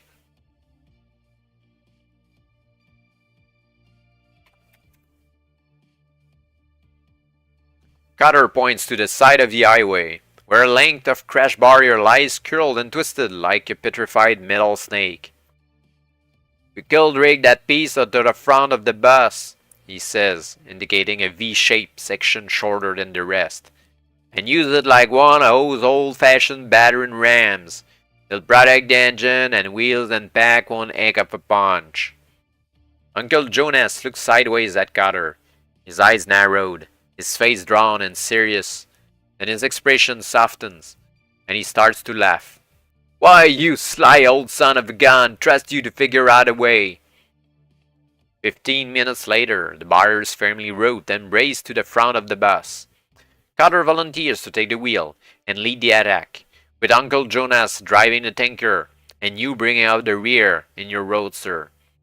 If all goes to plan, the bus will smash through the barricade, leaving a gap wide enough for both the tanker and you to follow in its wake. As soon as everyone is in position, Cotter gives the signal to move. Fortunately, the bridge is below you, at the bottom of a steep hill, enabling the bus to build up a good speed. Your heart quickens as the convoy gathers pace, and nervously you watch as your speedometer needle moves further around the dial. The bus is 50 yards from the barricade when the defenders open fire, their automatic weapons filling the air with wave upon wave of lead. Lead, actually. The vast bulk of the tanker shields you from his hail of death, but your heart goes out to those aboard the bus who must be bearing the brunt of this withering fire.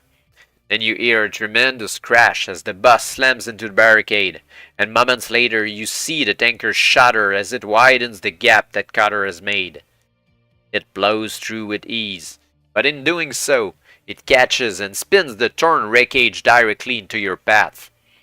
A cold chill runs down your spine as the twisted wreck of a car comes hurtling towards your windshield. Pick a number from the random number table, and add to it your current driving and perception total, which is 7.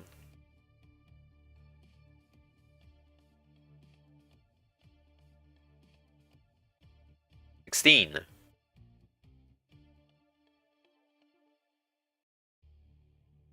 Your total is now 15 or more. A rush of adrenaline sharpens your senses, making you super aware of the deadly situation. You react with lightning speed, steering your car out of the path of the oncoming wreck, yet avoiding the myriad other obstacles that litter the bridge and threaten to send you to your doom. With consummate ease, you overcome these dangers and resume your position in line behind the tanker.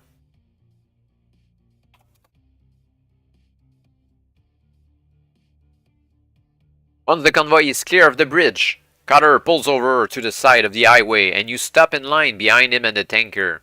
Uncle Jonas jumps down from his cab and together you run forward to check the damage to the bus. The front and sides are riddled with bullet holes, many of which have penetrated the engine and passenger compartments, yet miraculously no one has been killed or seriously injured. Aunt Betty Ann appears at the window and reports that 4 members of the colony have been hit. She says not to worry, they have minor wounds, and she is sure they will pull through. The radiator is leaking coolant, but Cutter is confident that he can have it fixed within an hour. It's a real shame we got so few guns aboard, grumbles Cutter as he sets to work sealing the perforated radiator mesh. It ain't no fun being the target for them punks when you don't get a chance to shoot back. 100 yards along the highway, you see a sign that points the road leading off to the east. It says Carswell Air Force Base.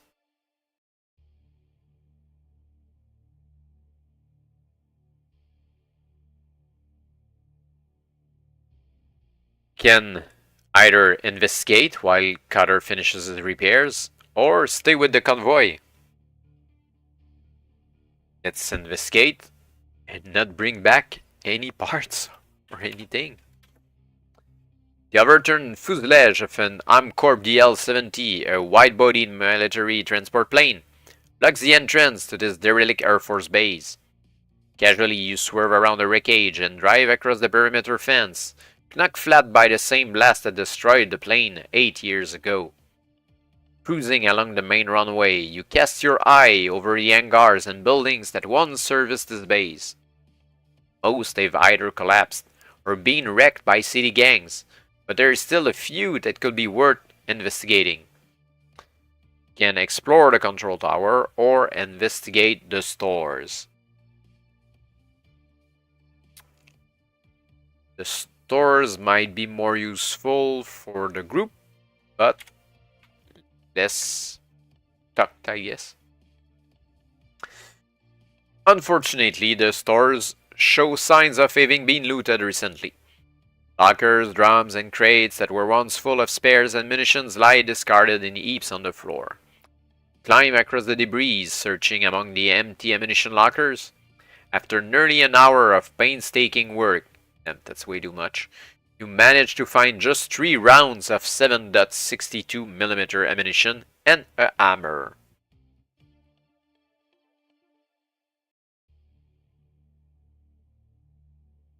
Hammer is different enough from a hunting knife, and it's a +2 combat skill.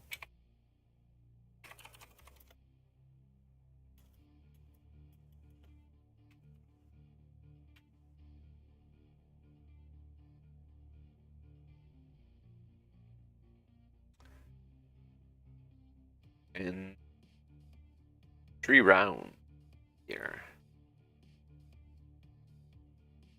That's nice. We were running out of rifle ammo.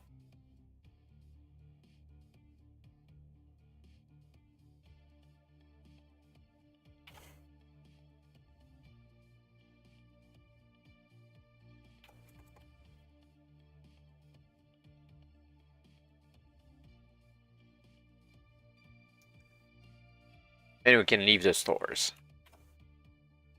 You climb into your roadster and leave the Air Force Base, arriving back at the convoy minutes later, just as Cutter completes his repairs.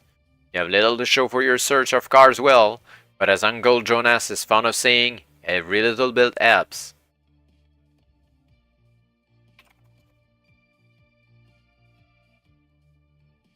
As soon as Cutter has the engine running smoothly and everyone is back on board the bus, you return to your roadster and lead them west to Weatherford. As the afternoon wears on, the rays of the sun cast a blood-red hue on the surrounding landscape. Ahead, the freeway cuts a straight line due west, towards the high peaks of the Edwards Plateau that pierce the horizon like a row of sharpened flints, jagged and blue. You stare into the distance, trying to relax and not think about the dangers you have faced today, or the unknown perils that lie ahead. An hour later, you catch sight of Weatherford and signal the convoy to stop. You are hungry and must now eat a meal or lose 3 endurance points. Which means 1 more space in our backpack.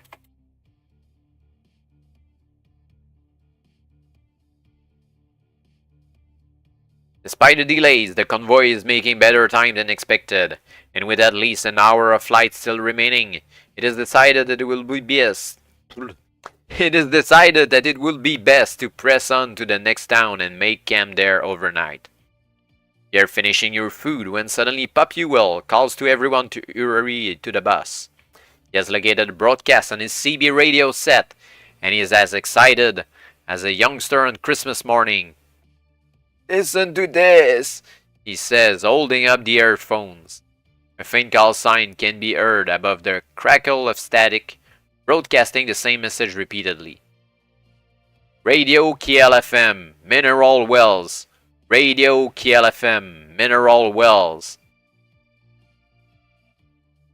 "That's a town about 25 miles northwest here," says Cutter, scratching his scalp. "It's not where we plan on heading, but it will be worth checking out." 2 options. We can either volunteer to go to Mineral Wells, investigate the source of the radio signal, or we can ignore the broadcast and insist that the convoy continue along its chosen route.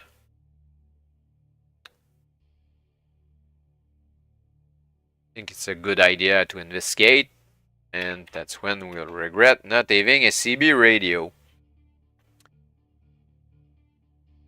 Before you set off for Mineral Wells, you consult with Cutter and Uncle Jonas and devise a plan of action. It is decided that after you have investigated the source of the radio transmission, you will drive south from the remains of Highway 281 and rendezvous with the others at Santo, the next town west along the freeway, where the convoy intends to make camp for the night. Mineral Wells, Weatherford, Santo must be near here.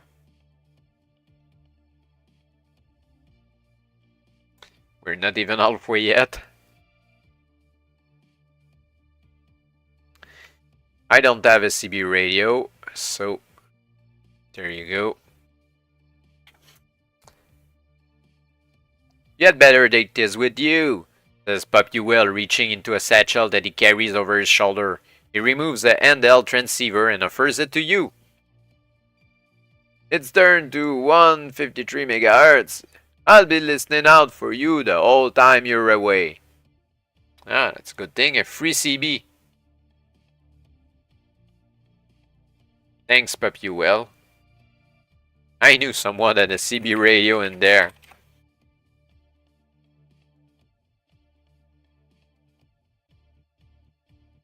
You take the CB radio.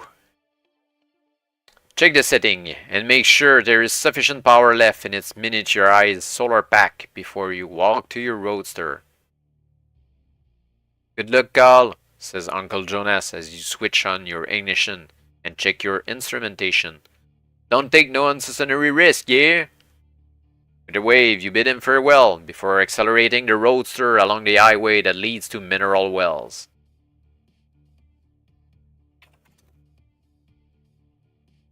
Reluctantly, the sun dips below the horizon, relinquishing its reign to a full moon and a clear night sky. The landscape is shrouded in a ghostly twilight, and as the miles slip past, the temperature steadily drops. It takes a little over 20 minutes to reach Mineral Wells. It seems no different to a handful of other towns through which you have passed today. It is derelict, decayed, and deserted. As you drive along the main street, you scan the rooftops in search of a radio mast, and almost immediately you discover what you seek. On the roof of a 3-story building at the end of the street is the tripod-like structure. The upper section of the mast has long since collapsed, but the remaining lower section is still intact, sufficient in length to carry a call signal as far as Weatherford. Stepping outside the building, you fasten your jacket against the chill night air. Then you enter to find the dusty halls and offices of a commercial radio station awaiting you. In a studio at the top of the building, you discover what you're looking for. Slumped over a control panel is the body of Dr. Drool, former ace DJ and anchorman of Radio KLFM. Beneath his skeletal hand is the button that controls the station call sign. A transmission that has played continuously for the last 8 years. You use your CB radio to call a convoy and tell them what you have found. And you cut the power to the control panel, pausing briefly to sing off for the last time on behalf of the doctor. You can search the radio station or go back without delay, so why not search while we're here? The only items you find of practical value are a fire extinguisher and a first aid box. Do we need a fire extinguisher? Not sure. It's quite heavy. You get this from practical standpoint. The box contains dressings and antiseptics sufficient for 2 medikit units. We can regain 6 endurance points here.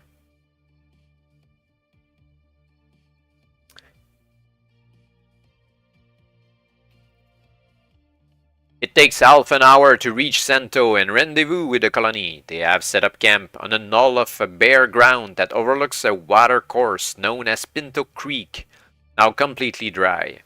Uncle Jonas orders that the vehicles be drawn into a circle, like a ring of wagons in the Wild West, to offer the best protection against the threat of a night raid.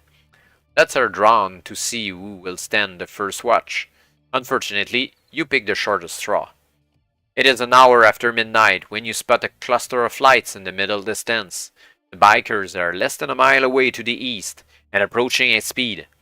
With only a few minutes at most before they reach the camp, you sound the alarm. Like a pack of screaming demons, the marauding bikers descend on the convoy, shooting wildly as they weave in and out of the circle. One of the bikers' guns machines towards you, forcing you to dive aside to avoid being ridden down. You are staggering to your feet when another attacks you from behind. Pick a number from the random number table and add it to your current stealth total. Which is 0.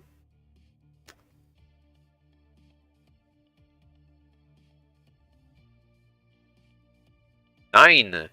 But the total need to be 10 or more. Sadly. Yep. What happens when stealth is your dumb stat?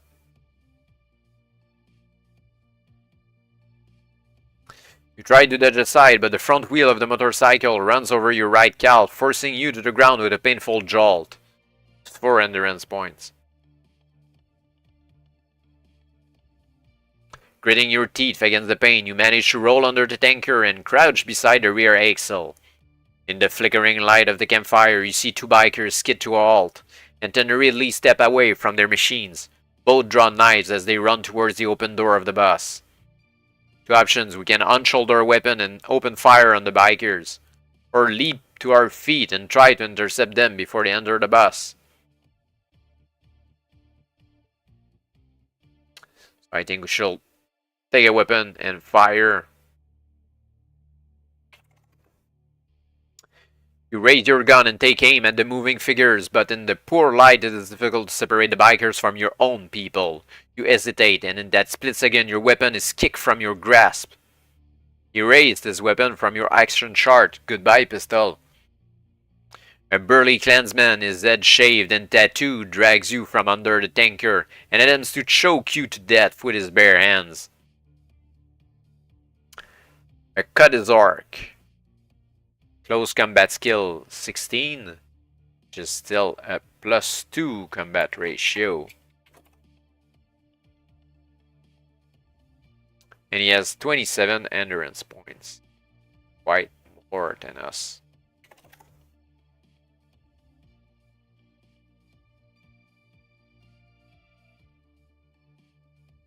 Owing to the surprise of the attack, you are unable to draw a close combat weapon until the start of the second round of combat, which means we do 0 damage on the first roll.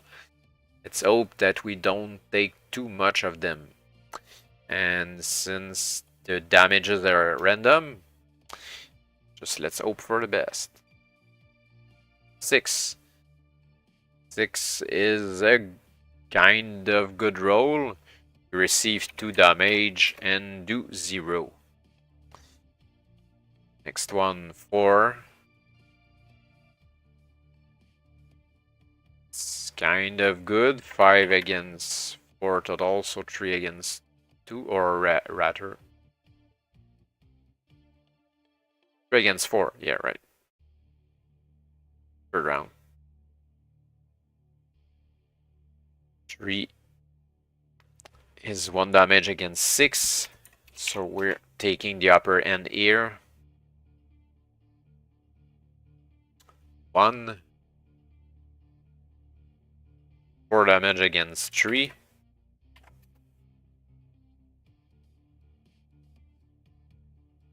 1 again.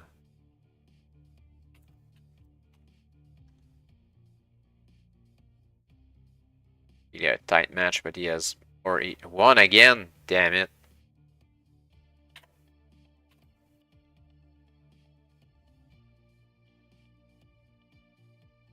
9. Better 1. We're both really close to die there. 9 again, so it's a really tight, close victory.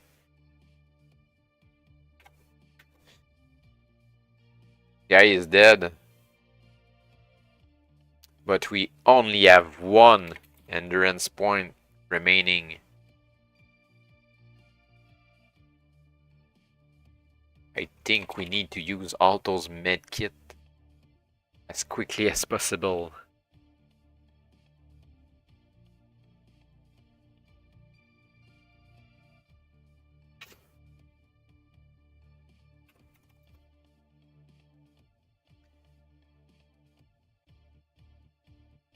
Can regain up to 33 endurance points. I guess we can go back at around 21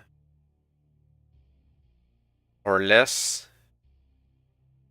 Let's go to 15 for now. So 16 actually.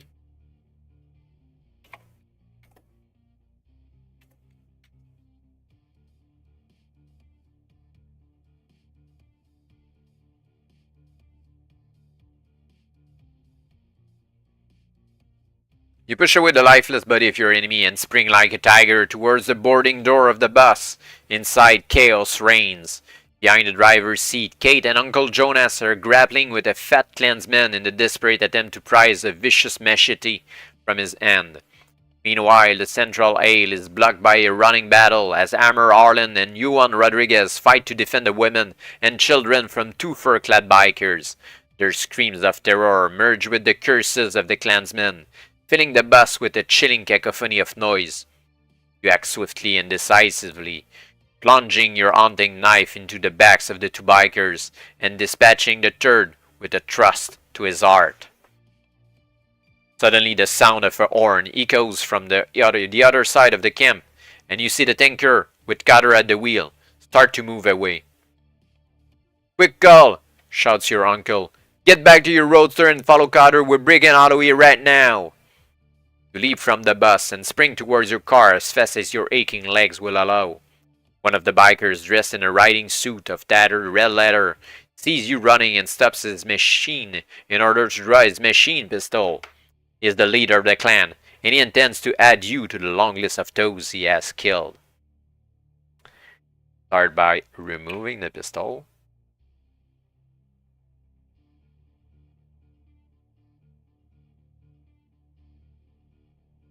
Pick a number from the random number table and add to this your current stealth total, which is 0. 9, another good stealth roll. It's 6 to 10, which is the middle ground.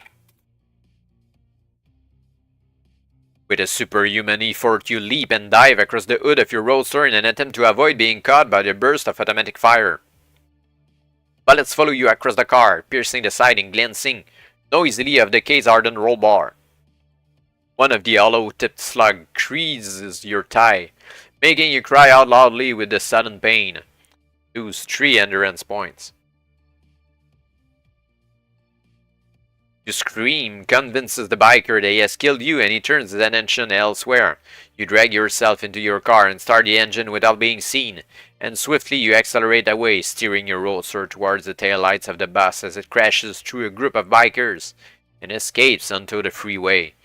A few random shots ricochet off the trunk as you follow the bus out of Cento, but within minutes you pass out of range, and the gunfire ceases. I think we need to heal ourselves from the wound just got here, just in case.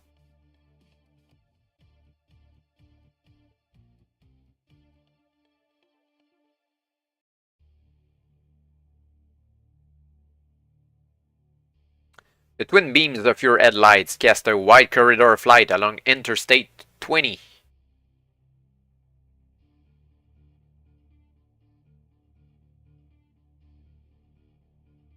We're maybe 40% down the road.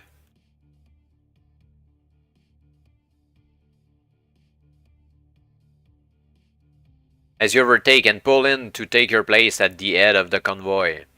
With the memory of the biker's raid still fresh in your mind, you cast frequent glances in your rearview mirror to make sure that the clansmen are not on your tail. The road climbs steadily for several miles as it approaches the mountains of Erath County. A signpost reflects the glare of your lights, announcing your entry to the town of Turber. Not on the map. Which once had a population of 5,006. You contemplate that figure, wondering how many, if any, inhabitants are still alive, when you are distracted by a light flashing in your mirror. It is the bus. Uncle Jonas is signaling for you to stop. You reach the bus soon after Cotter and hear him asking what is wrong. Uncle Jonas says nothing. He simply tugs at the steering wheel and watches in dismay as it spins freely on the hub. "Looks like got ourselves a big problem," says Cotter, peering under the front wheel arch. "Steering linkage has sheared clean in two. I'd guess that rough ride out of Santo did for it good and proper." "Can you fix it?" asks Uncle Jonas. "Not without welding gear replacement part," he replies dejectedly. I guess we'd better stop here for the night. Looks like we won't get much further in this old bus anyhow. An uneasy silence descends on the colony once news of the breakdown spreads. Cotter continues to inspect the bus, but you decide to return to your roadster and snatch a few hours' sleep. You are staring at the surrounding mountains, lost in thought, when you see a pinpoint of light flickering in the darkness. With your pulse racing, you grab your gun and set off to take a closer look. The broken ground is illuminated by the full moon, but after a short while the shadow of Washout Mountain intrudes across your path, and soon you find yourself in pitch darkness. Okay, yeah, Washout Mountain is on the map though.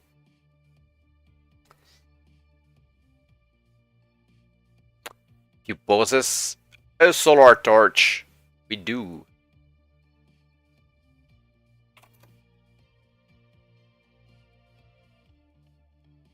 You turn back the switch and point the narrow beam of light at the ground. To your surprise, you are standing on the edge of a deep gully, the remains of a dried-out stream that once gushed and tumbled down to the rocky mountainside.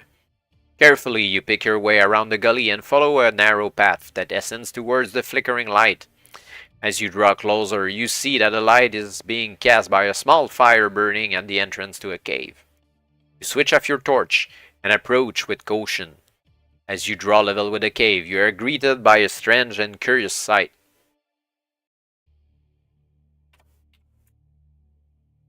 A scrawny old man, dressed in an assortment of evil-smelling rags, sits cross-legged beside the fire.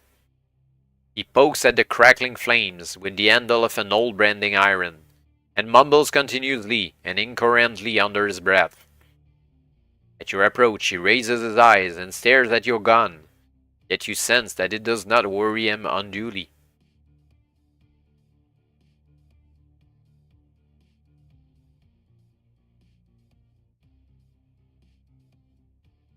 "Die, you lights on the road!" he croaks, a toothy smile cracking several layers of dirt that have built up around his nose and mouth.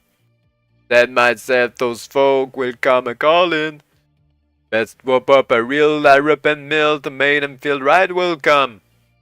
He jabs his metal rod into the fire and spears the blackened remains of a large rat. Proudly he holds it up and nods enthusiastically, as if he were about to serve you a prime T-bone steak.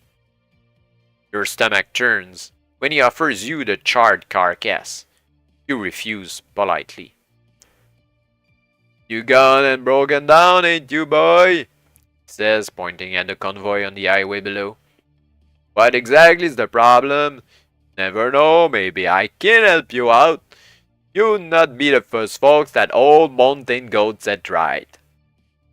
Half-heartedly, you tell the old hermit about the breakdown, suspecting that he is just wasting your time. When you have finished, he smiles once more and taps the side of his nose with a greasy forefinger. "I know just where you can lay hands on the part you need to fix that old bus of yours," he says smugly. "Where?" you reply. "You agreed to take me with you? I'll tell you where. Is it a deal?" Damn. Should ask the group for such a big decision. But why not? It's one old man, and we're kind of stuck.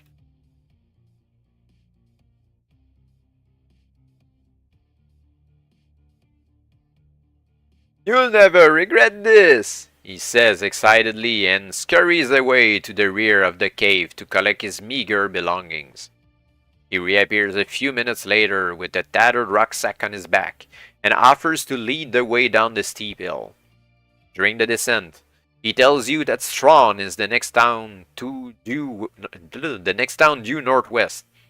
Before the day, a large service depot that repaired buses and trucks was located here. If the part you need still exists, this service depot at Strawn is the place where you're most likely to find it. Upon reaching the bus, you find that the reaction of the colony to Mountain Goat is less than enthusiastic. Most, especially the women, are horrified at the thought of having to share the bus with a smelly, flea-ridden hermit, and angrily they voice their protest. Not until they have heard how we can help to get the bus moving again do they change their minds. Where's the depot? Asks Clutter. It's 6 miles northwest of here, pipes Mountain Goat, eager to appear at full. Good. At first light, Cal can drive us there and you can help locate the pot we need. Okay, replies Mountain Goat hesitantly. But first, I think there's something y'all should know.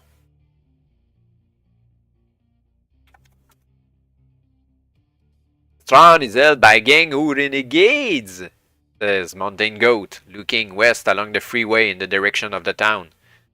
There's about 40 of them. They was kicked out of San Angelo 6 months ago, after they tried to take over the Angelo clan from Mekong Mike. He sure wounded them real good. Those that got away came north and settled here. They're known as the Skulls, on account of their shaved heads, and their leader is a real mean dude called Alcatraz. He and his gang have got Strawn tuned up like a genuine fortress, just in case Mekong Mike should ever get the idea to come and pay him a surprise visit. Dangerous though it will be, a raid on Strawn must be attempted.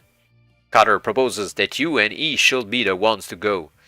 You can identify the part that is needed, and you are by far the fittest member of the colony.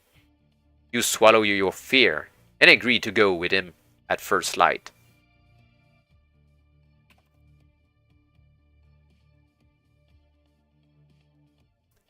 Despite your anxiety, you manage to get a few hours sleep before dawn. As the sky brightens, Uncle Jonas voices his fear that the vehicles are far too exposed out on the highway, where they can easily be spotted, and will be sure to attract another raid like the one you endured last night at Santo. Cutter agrees, so before you set off for Strawn, he fixes a line to the back of the tanker and tows the bus into a nearby gully. There, Uncle Jonas and the others set to work dismantling the broken steering linkage, while Mountain Goat draws a map of Strawn, showing the location of the truck depot. He ends the sketch to Cotter, and you and E check your equipment and bid farewell to the others before setting off. 2 hours later, you catch sight of the fortified town. It is perched on a ridge of high ground and enjoys an obstructed view over the surrounding land. You note its perimeter wall, constructed of rubble and old cars, and the crudely built watchtowers that command its freeway approaches. It seems to you that it will be impossible for a large group or even a single vehicle to approach this town undetected. Yet the rocky terrain that surrounds it enables you and Cotter to crawl to within a few hundred yards of the perimeter wall without being seen.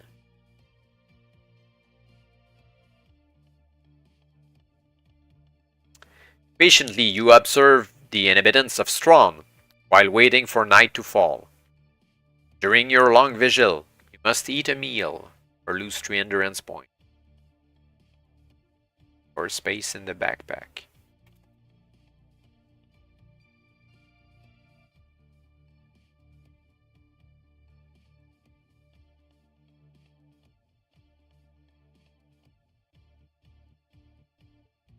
And take 2 drinks or lose 3 endurance points. Much.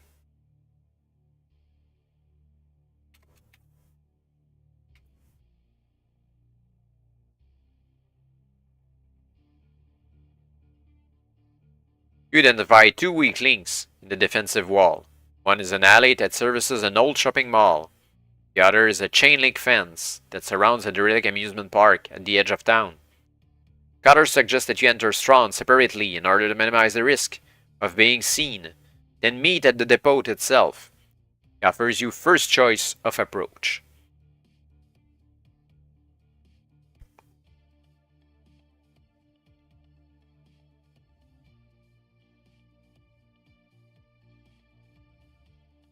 Feel like there will be less danger in the amusement park. And it's more open.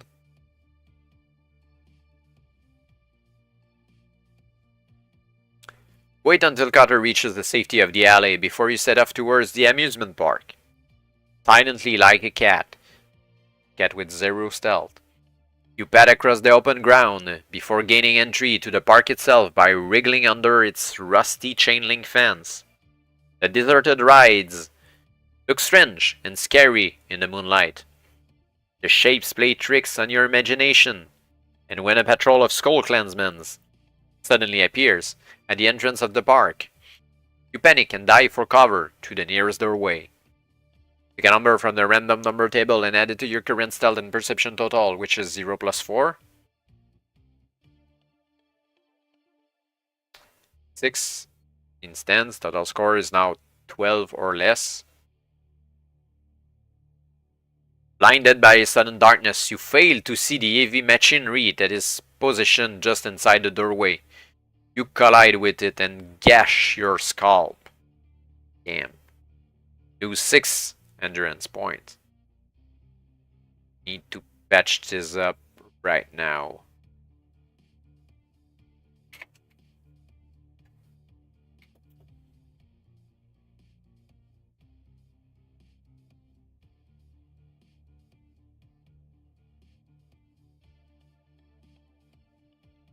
Painfully, you drag yourself to your feet. You wait until the footfalls of the patrol have passed, out of earshot, and then venture out into the park once more. Manage to avoid another patrol before escaping from the amusement park and meeting up with Cutter at the truck depot. You are both relieved to discover that the place is empty and unguarded, and quickly you make your way to the store's building. Find the records office, but without electricity you cannot access the computer files to pinpoint the exact location of the spare you need. With horror, you realize that in order to find a new steering linkage, you will have to search every one of the 1,600 storage bays that occupy the building. We'll be here forever if we have to search the shelves, you whisper. I guess you're right, replies Cutter. But I think I know a quicker way of finding what we need. Follow me.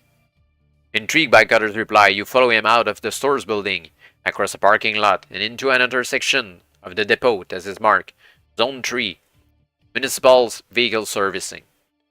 After searching 4 of the dozen service bays, finally discovers what he's looking for, a school bus. Carl, you keep your eyes open while I steer the linkage out of this baby? Give me an hour and then we'll be on our way. Nervously, you stand guard at the door to the service bay while Cutter works. All is quiet until, 40 minutes later, you see something moving among the vehicles on the far side of the parking lot. It is a drunken clansman. Slowly he staggers nearer, taking alternate gulps from bottles clutched in either hand. He is about to pass by when Cutter drops a spanner. A ringing noise pierces his drunken stupor and prompts him to investigate. Trouble on its way, you whisper to Cutter, but your warning is too late. The clansman comes lumbering through the open door, brandishing his bottles like clubs. He sees you and screams an oath as he gets ready to launch his attack. Chickamauga, close combat skill 14, and endurance 28.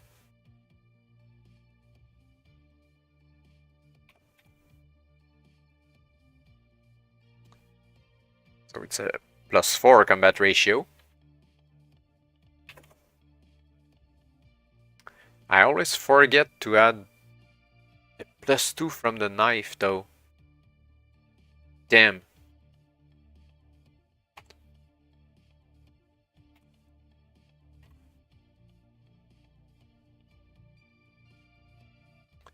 So it's a +4 +2 for a +6 total.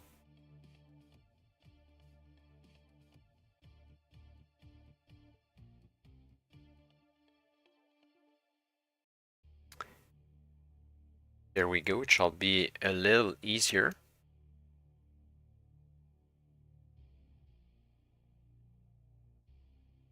I guess, not exactly. I thought we should reduce 1 damage per round move out, but it's not exactly the case. I'll need to revise that later on.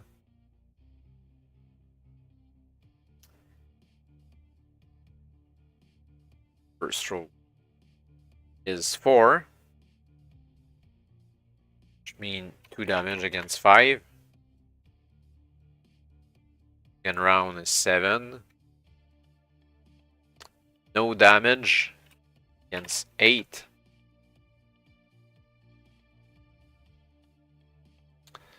0. No damage against 12. That was a really good shot. And a 2. 1 damage against 6. Victory, we lost only 13 endurance points.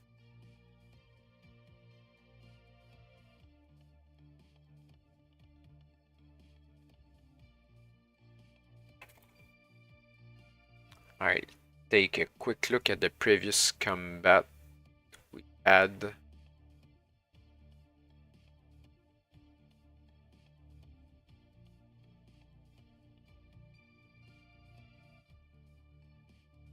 Nine, 9, 1.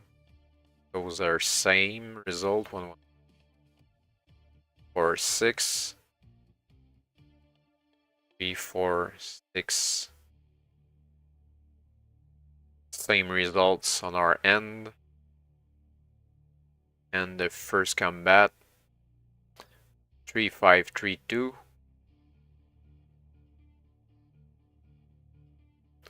3, 5, 3, 2. She'll have 1 more endurance. And a 5. Yep, should have only 1 more endurance than what we had already with the bonus from the combat skill of the hunting knife. Not much of a difference there. Not sure if I should use another med kit here. Maybe not. But it's a victory. However, it will surely make some noise here. Cutter helps you to hide the clansman's body in the trunk before returning to the front of the bus to finish his work. Meanwhile, you search inside and find an old tool bag that looks ideal for transporting the heavy linkage. Cutter completes the job and stows the linkage in the bag.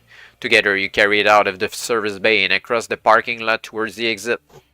Weighed down by the heavy load, you find it impossible to move quickly, and your escape from Strawn takes several hours to accomplish. You manage to avoid the Skull Clan's perimeter patrols, but it is not until mid-morning of the following day that eventually you arrive back at the colony. The success of your daring night raid is applauded by the colony.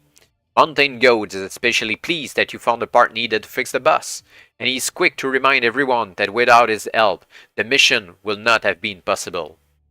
After a few hours rest, you help Carter and Uncle Jonas install the new steering linkage. Then you fill your roadster's fuel tank with gasoline pipe from the tanker and prepare to lead the convoy on the next stage of the long journey west. You leave Interstate 20 and travel cross-country in order to give Strawn wide berth. Later in the afternoon, you rejoin the highway as it approaches Lake Leon and the town of Eastland. You are 2 miles from Eastland when you spot an obstruction in the far distance that appears to be blocking the entire road. However, you are aware that the constant heat haze can play strange tricks on your vision, so you signal to the convoy to halt while you scout ahead. A mile along the highway, you discover that the obstruction is in fact a trench that has been dug diagonally across the road. It is sufficiently deep along its whole length to wreck any vehicle attempting to cross it at speed. You bring your car to a halt and step out onto the sun-scorched asphalt in order to take a closer look at this curious excavation. If you possess a telescope or binoculars, you have the telescope from the spy.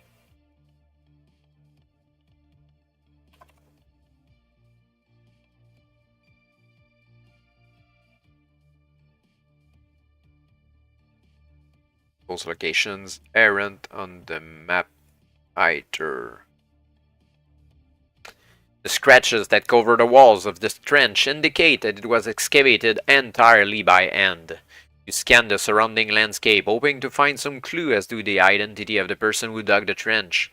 Almost immediately, you notice a group advancing towards you from the north. Slowly, you increase the magnification until the figures become clear. 2 scrawny-looking men are leading a pack of 5 Alsatian hounds in your direction. Pick a number from the random number table. 0. 0 equals 0. It's mentioned here. If the number you have picked is less than or equal to your current perception skill level, that's the case.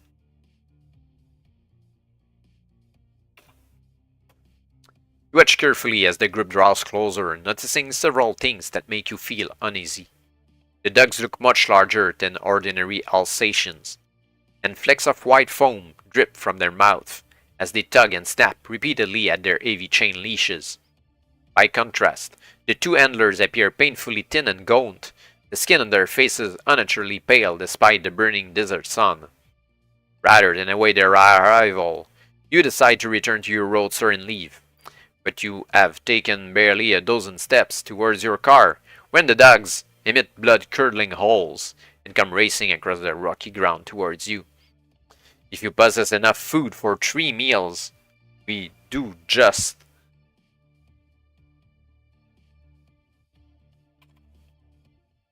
You take the food out of your backpack and hurl it down into the trench. As soon as the dogs scent the aroma of the food, they switch their attention to the hollow and leap in feet first. Then the two men appear. They shamble to the edge of the trench and stare at you with vacant eyes. The skillful way in which you distracted their dogs does not seem to have antagonized them in the slightest. Nor do they appear unduly concerned for their own safety. You stand your ground, challenging them to attack if they dare. They laugh.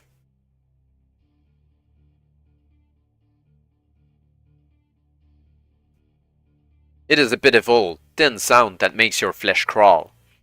You return their empty stares, noting with disgust the ulcer-like sores that cover their pale, grayish skins, their almost complete lack of hair, and their teeth black with decay. Your disgust turns to pity, however, when suddenly you realize why they show no fear. They are both afflicted with terminal radiation sickness. Death is already their companion. Where are you from? You call, anxious to discover if there is a hot spot, a zone of radioactivity nearby. Cisco, comes the reply. You take some dressings from your medikit and place them on the ground in front of you. You raised one medkit unit. Damn. We're giving away way too much stuff.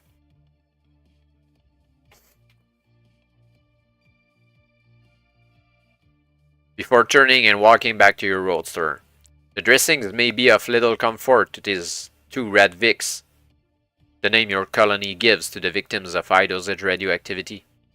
But they may know others who will benefit from them. I guess we lost 3 meals as well.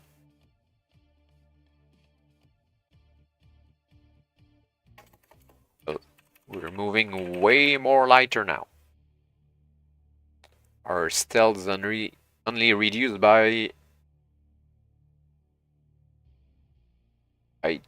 2 or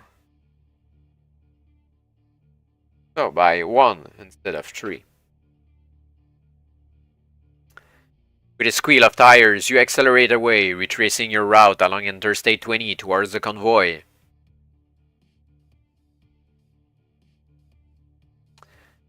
As you drive, you are haunted by images of the 2 red Vicks that you encountered at the trench. The chilling memory of their gaunt, grey faces has awakened your deepest fears. The road crests her eyes and you see the convoy parked less than a quarter of a mile away. The welcoming sight distracts you from your morbid thoughts, but the relief is to be short-lived.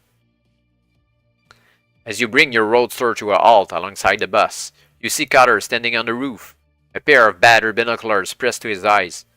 "Look like we're going to have company real soon," says, staring at a large cloud of dust that is advancing towards Eastland from the northeast.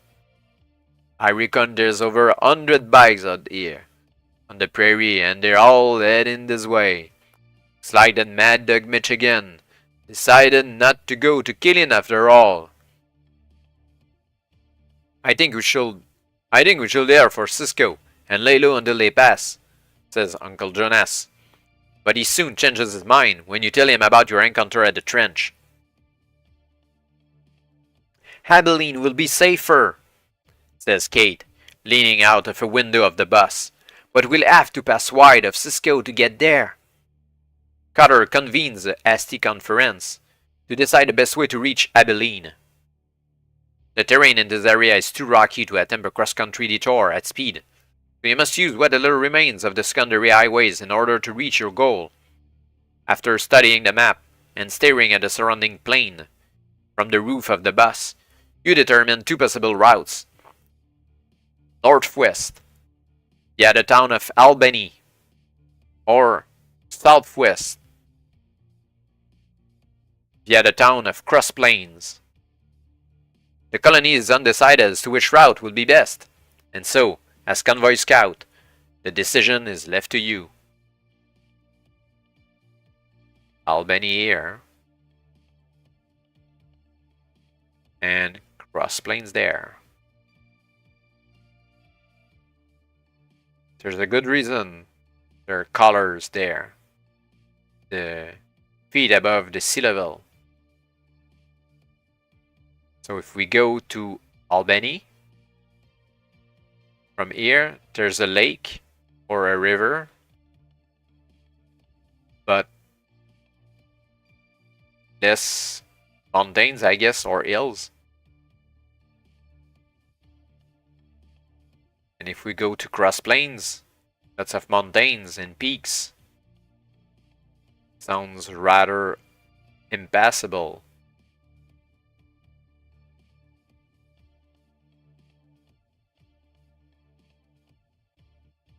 I think we shall try Albany and find a way to cross the rivers or the lake further north. So far, most of them, well, the smaller ones were dried out. Maybe we'll be lucky about that.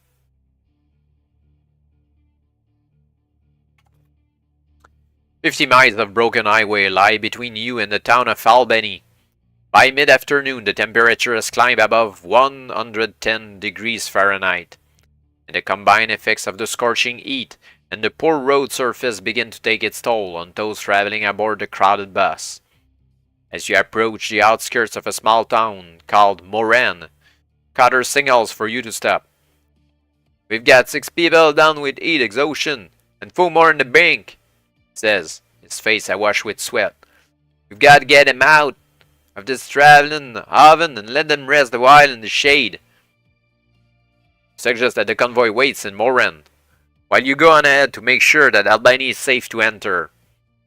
By the time you have checked it out and returned, the worst of the afternoon heat will have passed and the colony will be better able to continue. Before you leave for Albany, you must take a drink or lose 3 endurance points.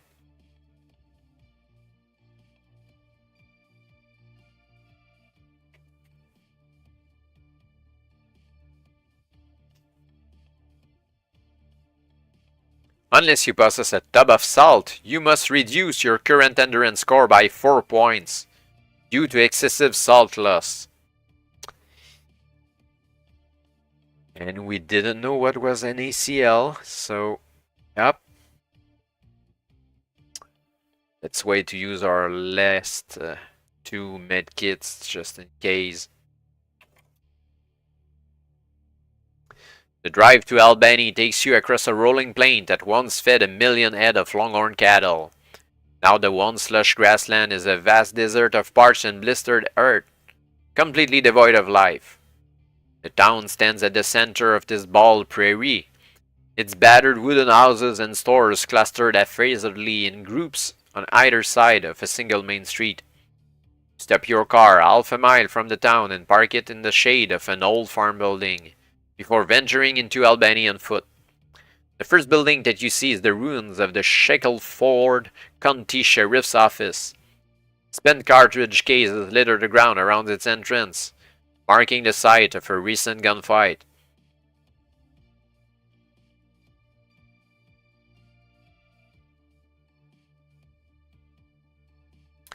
Pick a number from the random number table and add to it your current stealth and perception skill total. Which is 4 plus 3 minus 1. 6 plus 6, 12. If your score is now 12 or less. Sadly, that's not enough. You stoop to pick up one of the spent cartridges, an empty 7.62mm casing. As you are inspecting it, a heavy weight lands on your back, forcing you to your knees. You have been smothered by a large rope net thrown from the roof of the sheriff's office. The silence is shattered by a riot of noise as a dozen screaming clansmen surround your struggling form. Grasping hands snatch your weapons. Erase all your missile and close combat weapons from your action chart. Damn.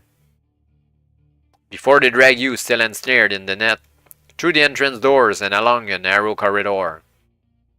The far end of the corridor, a pair of ill-smelling clansmen pull you out of the net and throw you headfirst into an empty cell. As the heavy iron door clanks shut, you stagger wearily to your feet and survey your Spartan surroundings. If you possess either a file or a flexible saw, we have the saw from the beginning.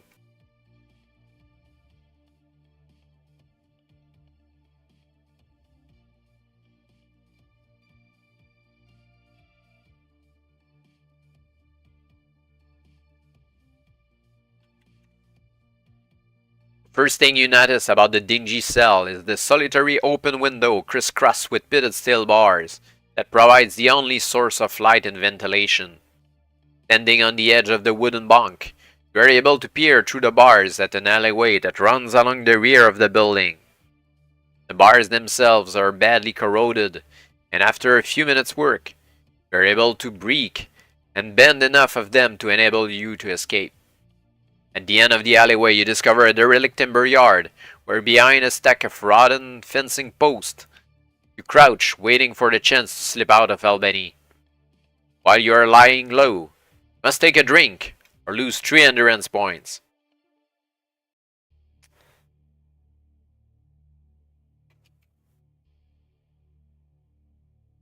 I guess I really didn't have the occasion to get my rifle back.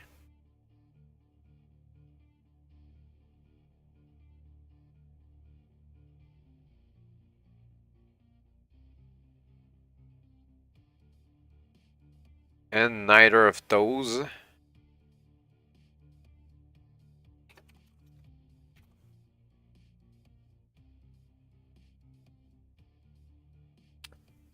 And no more water canteen as well. It's really going well. It is dusk before you are able to escape from Albany under cover of the failing light. With relief, you discover that your roadster is still parked at the farm where you left it, and quickly you climb in and accelerate away. When you reach Moran, you find that the convoy is awaiting your return with trepidation. Because you are so long overdue, they feared that you had fallen foul of Mad Dog Michigan and his bikers. You tell them what happened to you in Albany, and everyone agrees that with darkness less than an hour away, it is too dangerous to continue. The night in Moran passes uneventfully, and at first light the convoy sets off cross-country towards Abilene. The arid stony bed of Hubbard Creek leads the convoy southwest, back towards Interstate 20. Shortly after midday, you reach a freeway from which you can see the outskirts of Abilene, less than 5 miles distant.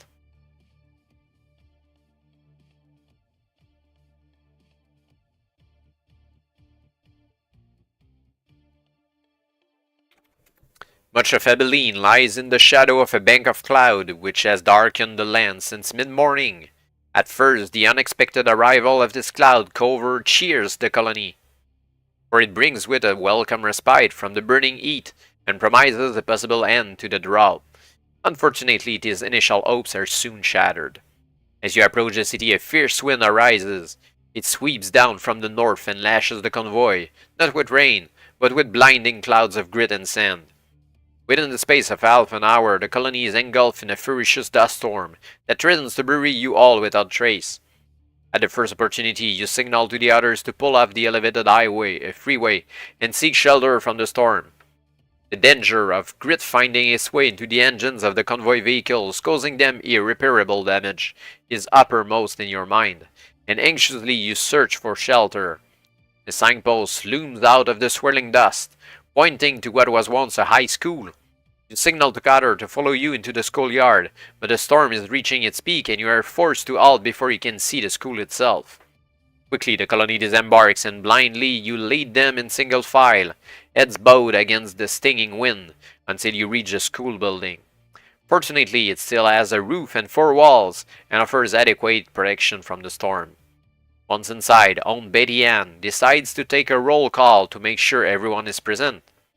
She's about to begin, when Rosita Rodriguez cries out in anguish, "Maria! Where is Maria? She's not here!"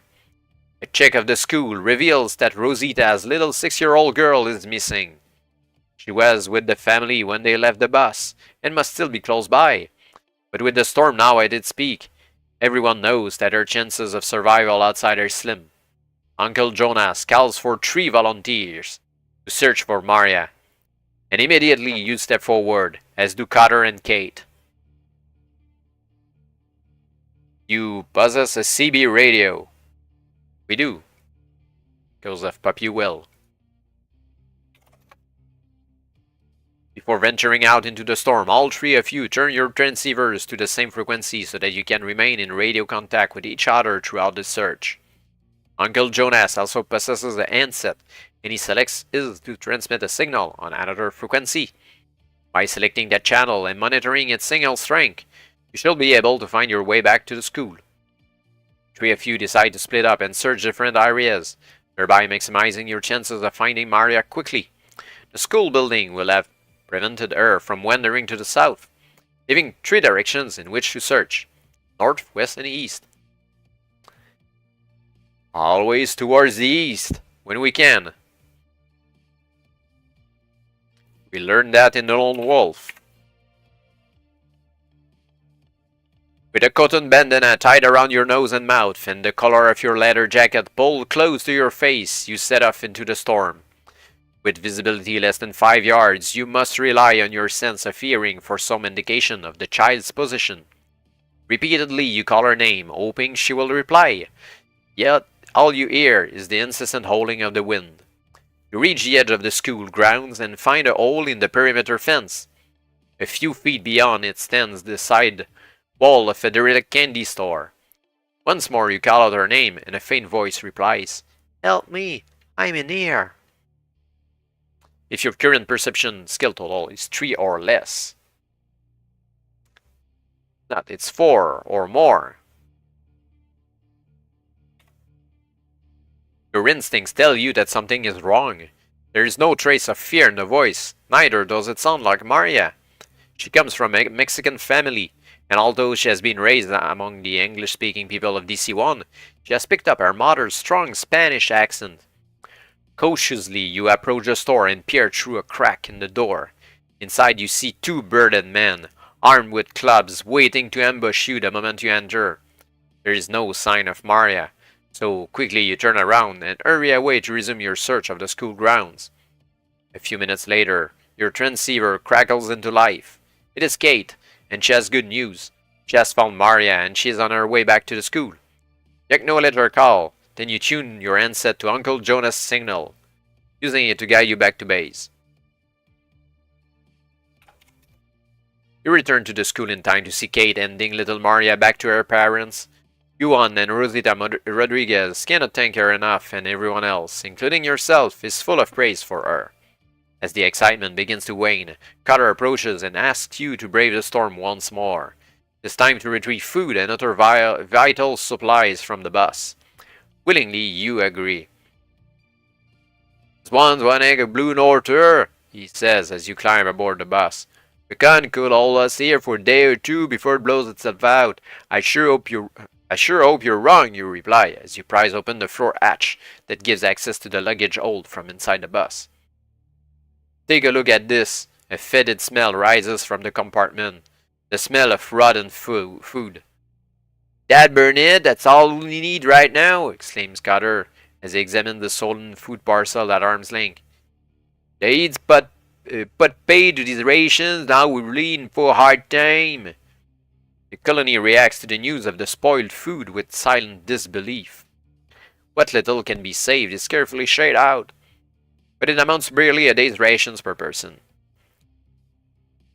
If we don't find some food to replace what we've lost, says Aunt Betty Ann, as she distributes the last of the stone-hard bread, it'll be a convoy of skeletons that drives into Big Spring. Well, at least we've got enough water, replies Papuel. We can live for 3 weeks without food, but we'd all be dead in 3 days without water. Some people save their ration, but you decide to eat yours before finally settling down to sleep. If you currently have food in your backpack, you must now erase it. All food, including personal supply, was pooled before distribution.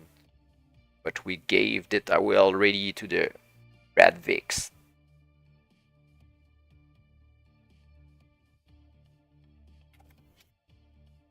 You awake 10 hours later in a schoolroom bathed in bright sunlight. The storm has passed during the night and the sun has returned, bringing with the oppressive heat. 92 degrees already, says Carter, tapping at an old mercuric thermometer that hangs on the wall. And it's that at 8 o'clock. Today's the day for frying eyes on the sidewalk, if we add any eggs, that is. Soon the colony is busy, making preparations to leave. After clearing away the dust, you check your roadster thoroughly, making sure that the fuel is clean and that the engine runs as smoothly as ever.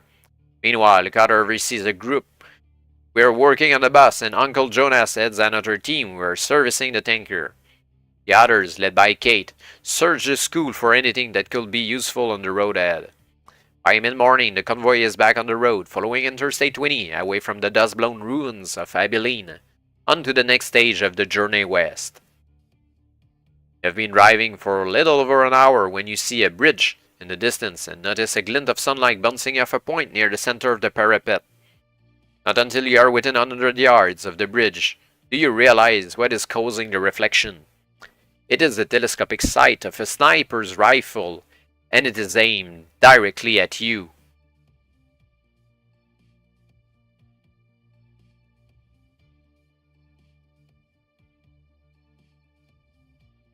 Pick a number from the random number table and add it to your driving and stealth skill totals.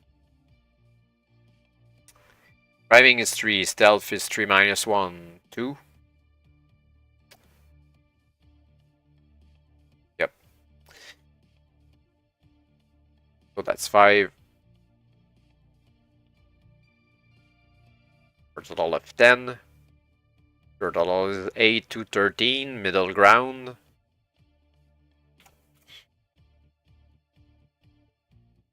You pull the wheel hard over to the left in the desperate hope that your move will spoil the sniper's aim. A moment later, you hear the metallic whine of his bullet as it ricochets off the edge of your windshield. Tiny fragments of the high-velocity bullet pepper your neck and shoulder. Lose 3 endurance points.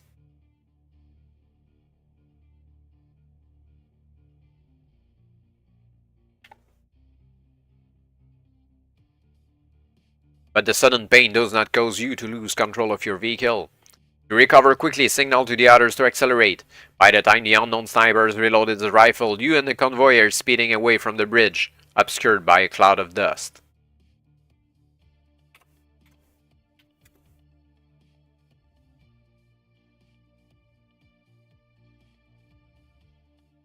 I think we need to use that medkit now. Both of them.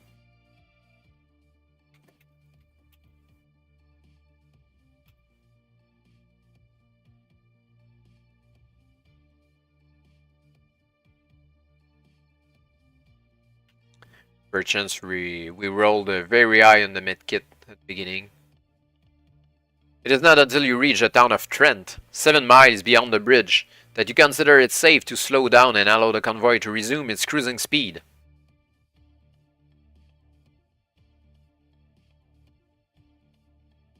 Not on the map.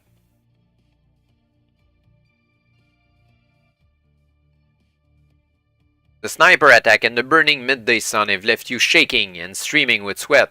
You must now take a drink, or lose 3 endurance points.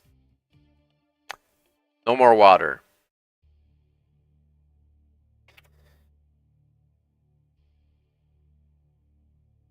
The battered houses and stores of this Texan town slip past, and once again a featureless plain of broken sun-baked earth stretches before you. Your pulse has just returned to normal when you notice out of the corner of your eye something that sets it racing once more. Less than a mile to the north, a small cloud of dust is moving across the plain parallel to the freeway. Slowly it draws nearer until you can hear the sound of two motorcycles and glimpse the ugly faces of their riders. They're both standing to help balance their bouncing machines. And as they approach the freeway, they open their throttles and lift their front wheels in a display of bravado. They draw level with your roadster, one on either side, and you notice the symbol that is painted on the sides of their fuel tanks. It is the head of a lion, with its teeth bared, the symbol of the Detroit Lions clan. The clansman to your right shouts something, but the rush of wind steals his word. You sense something land in the car, and when you turn to look, you are horrified to see a live grenade lying on the passenger seat beside you. Pick a number from the random number table and add it to your driving and stealth skill totals, which is 3 minus 1 plus 3, 5.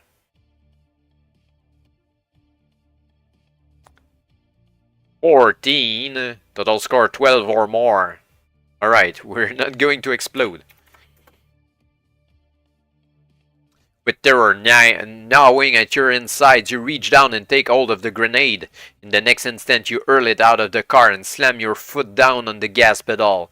Seconds later, there is a dull thud, and in your rear view mirror, you see the biker to your left disappear in a ball of orange flame, as the grenade explodes underneath his motorcycle and ignites the fuel tank. Cotter sounds the bus's horn to alert you to the position of the remaining clansman. He's coming up fast on your blind side, and as he draws level, he jerks a machine pistol from his saddlebag, cocks the bolt with his teeth, and opens fire. Pick a number from the random number table. 3. Middle ground between 2 and 5. You swerve aside the clansman, empties his machine pistol in one long burst of fire. Most of the bullets either penetrate the trunk or pass harmlessly over the car, due to the speed of your reactions. In frustrated anger, the biker hurls his empty weapon at you, but that too misses you by a wide mark.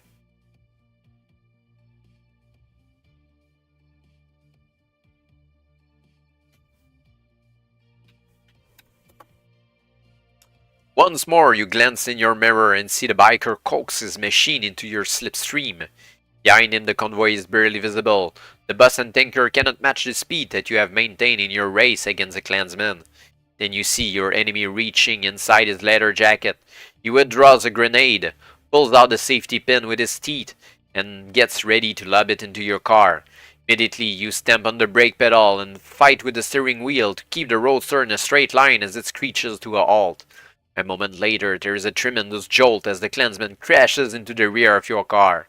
An instant later, he somersaults over your head, wide-eyed with terror, before disappearing behind the central crash barrier that divides the freeway. A muffled boom and a plume of dust mark the violent demise of yet another Detroit Lion.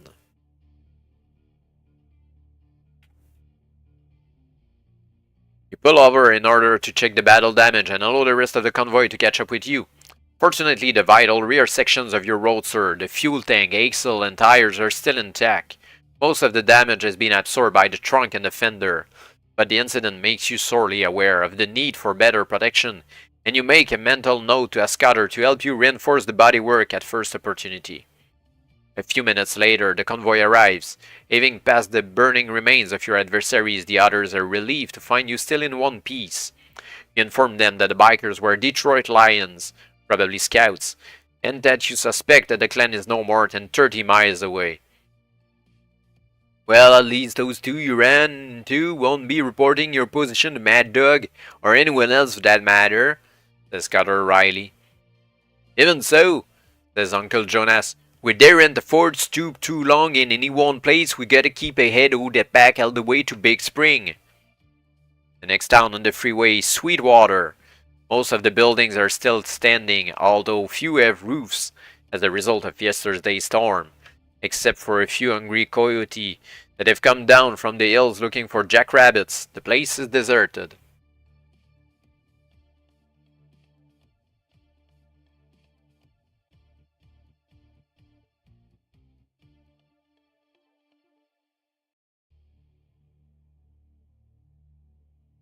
Cutter signals for you to stop. The engine of the bus is overheating and, despite the risk of a clan attack, it must be allowed to cool down. The others take the opportunity to search the town for food, and you busy yourself by refueling your roadster. What do you make of that, Cole? Says Uncle Jonas as you finish rewinding the tanker's fuel pipe. He's standing on the cab of the tanker, pointing at a shimmering ribbon of light to the south of the town. Climb up beside him and immediately you see that is the sun reflecting off the surface of a small lake. Water! You both exclaim excitedly. The chance of replenishing the colony's depleted water supply is too good an opportunity to miss. Uncle Jonas helps you load some empty plastic containers onto your roadster, and Kate volunteers to come with you to help fill and carry them. As soon as she's aboard, you start the engine and drive off toward the distant lake.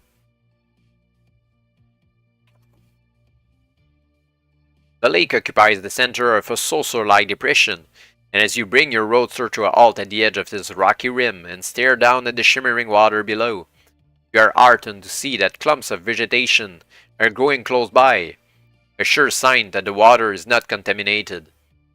Sides of the depression are steep and covered with loose shale. Rather than risk a fall, you suggest to Kate that perhaps you should go down to the lake alone. When you reach it, she could throw the containers to you, and then help you with them when you climb back out. The idea does not impress her. It's been so long. I can't remember the last time I took a dip in some real water. I'm sick of washing in sand. If you think I'm gonna hang around up here while you splash about down there, you've got another thing coming, Buster. With that, she grabs two of the plastic container and lowers herself over the edge. Seconds later, you hear her scream and you rush forward to see her tumbling head over heels towards the lake. She hits the water with a loud splash and disappears from view. Briefly she surfaces, thrashing her arms and shouting, "Help, Carl! I can't swim!"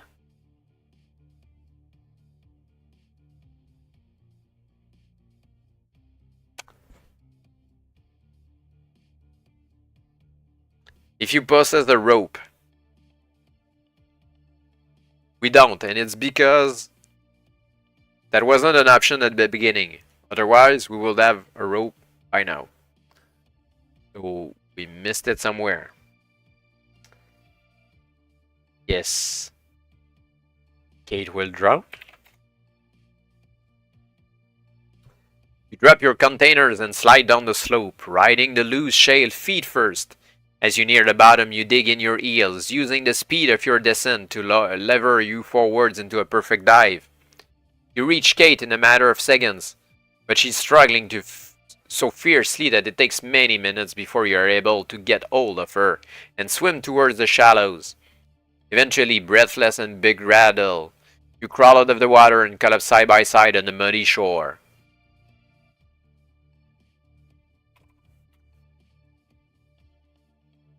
Looks like you got your bath sooner than you expected, you say, gently brushing aside a few tangled strands of blonde hair that are hanging down in front of her face. Oh damn. That's the second time you saved my life, she says sheepishly. It's getting to be a habit. She smiles, holding you with her eyes as she kisses her own hand and touches it to your cheek. You feel drawn towards her, and as your lips meet and you feel the tenderness of her touch, it is as if nothing else in the world exists. The illusion of peace is shattered by a burst of gunfire. What the? You cry as bullets slap the water and punch a line of holes along the muddy shore. Clansmen! Shouts Kate, pointing across the lake at two figures silhouetted against the cloudless sky. Quickly you grab her by the arm and run towards the cover of some rocks topped with thorny foliage growing less than 20 yards away. The clansmen snigger as they raise their machine pistols to fire at your fleeing forms. Pick a number from the random number table and add it to your stealth total, which is right now 2. So that's 6, total 7 or less. CK dives safely into cover and are about to follow her when suddenly the dust erupts around your feet and you feel a sharp pain cut across the back of your right calf. Lose 2 endurance points.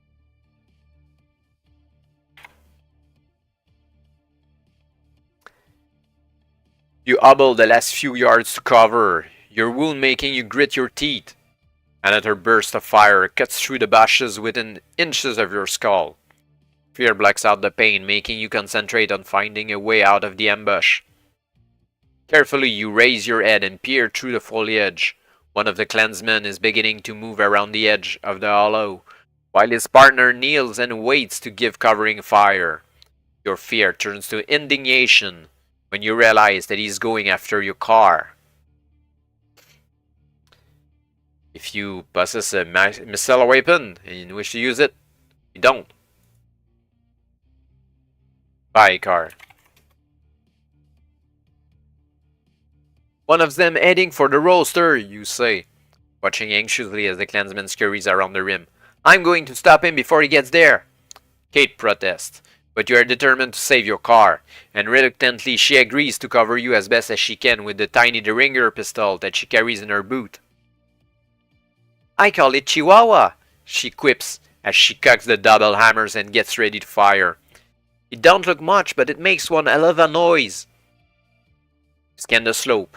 When you have picked out the best place to make your climb, you break cover and zigzag along the shore towards it.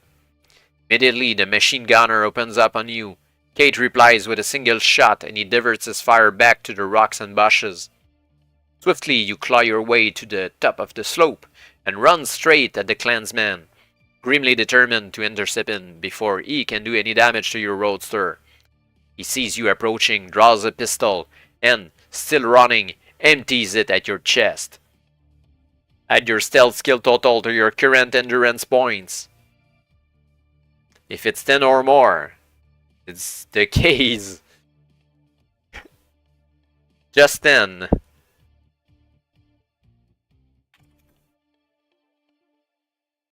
You dive to the ground, roll over, and then spring to your feet, just in time to see the clansman casting aside his empty pistol in frustration. He shouts for help, calling to his partner to cut you down, but you are now too close for the other clansman to risk a burst of fire. With a yelp of surprise, the clansman reaches for a knife as you make your attack. Electroglide, close combat skill 16. This time it's a real +2 fight. We don't have any melee weapon.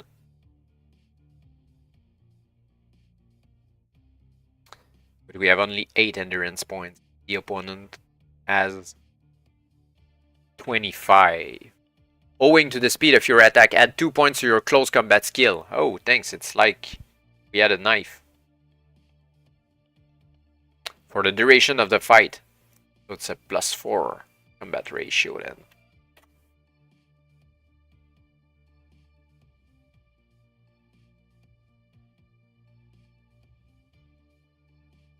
Seems to be a very hard fight anyway.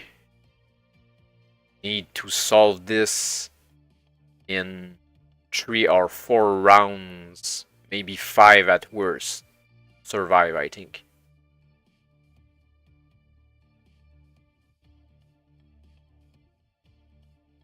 The 3, the good roll on damage against 7.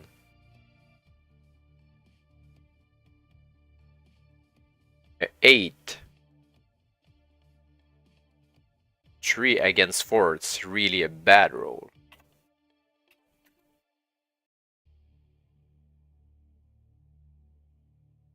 An 8 again.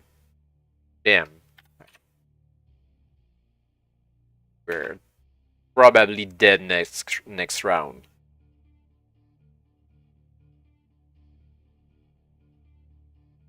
Not yet. It's a really good. The guy is dead. Oh. No damage against 10.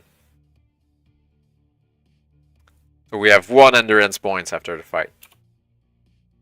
Totally crazy.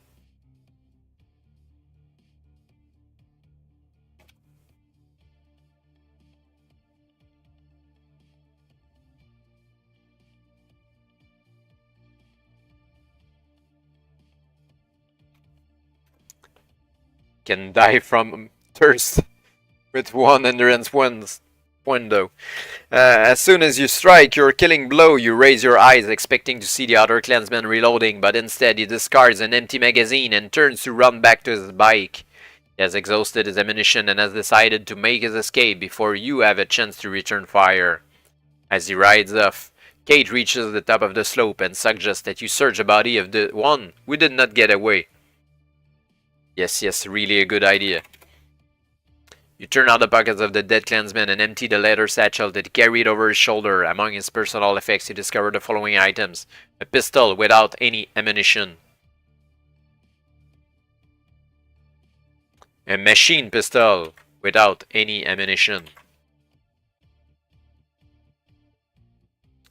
A knife.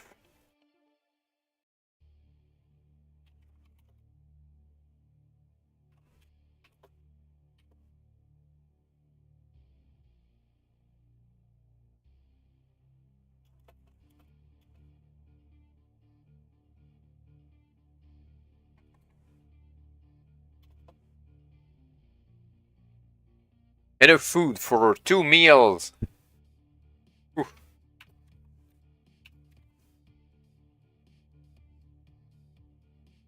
Water canteen. Enough water for 3 drinks.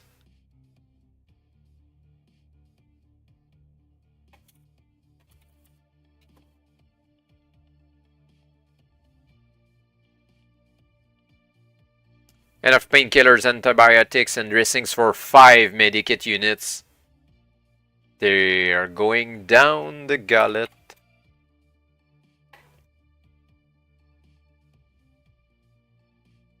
Cigarette lighter. Making fire might be useful.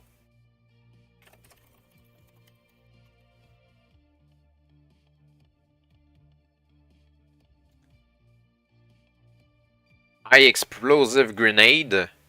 A compass and a gold nugget. I trust more the gold nugget than the explosive grenade.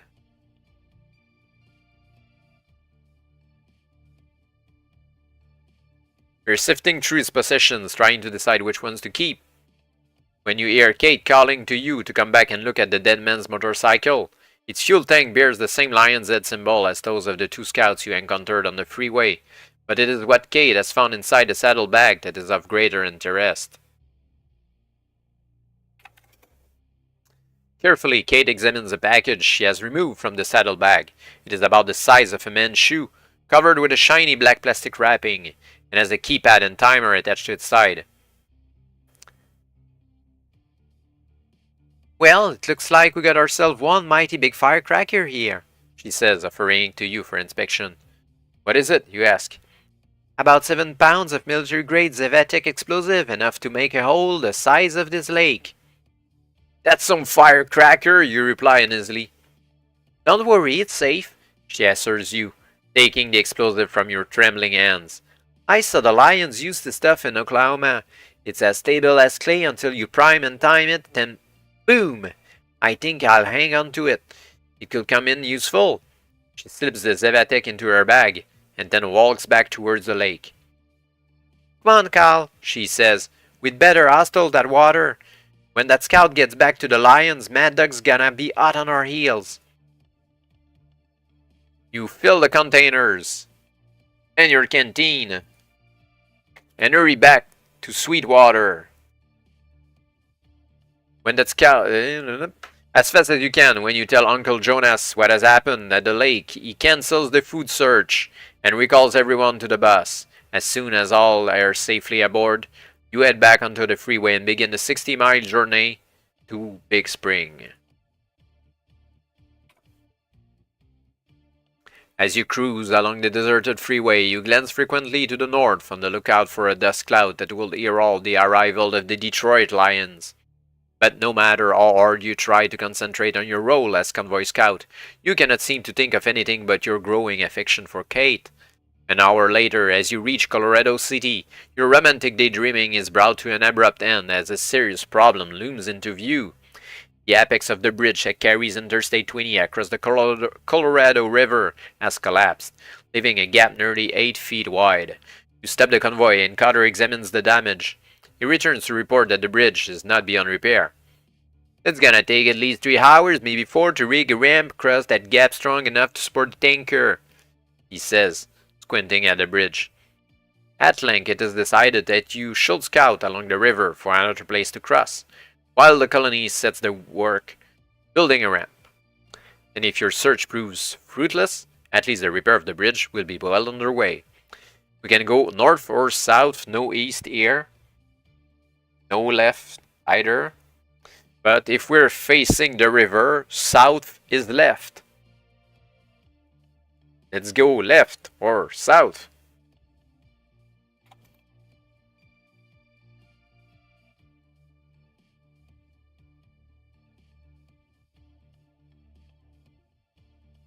You follow the Colorado River as it wends its tortuous course south. The level of the water is very low, but the sheer banks dash all hope of fording this once mighty river. All the smaller bridges south of Colorado City are no longer standing. An hour slips past, and you are just about to turn around and rejoin the others, when you happen upon a section of the bank that slopes gently towards the river. You stop the car and start walking towards it, hopefully. Standing at the water's edge, you see that the river is unusually dark. You decide to test its depth and begin to wade across, but you have taken less than a dozen steps and the water is already up to your chin. Sadly, you return to the bank. Pick a number from the random number table and add it to your fieldcraft and perception skills total. First time I can use fieldcraft, I think. What's that? It's 9. Plus 9, 18. It's 11 or more. As you emerge from the water, you notice that your boots are covered with mud, and you stop to scrape them clean. Unfortunately, you are standing directly in front of a nest of scorpions, and it is not until you are stooping to pick up a stick that you spot the danger. Swiftly, you withdraw your hand just in time to save yourself from their deadly sting. Shaken by this close encounter, you must now take a drink or lose 3 endurance points.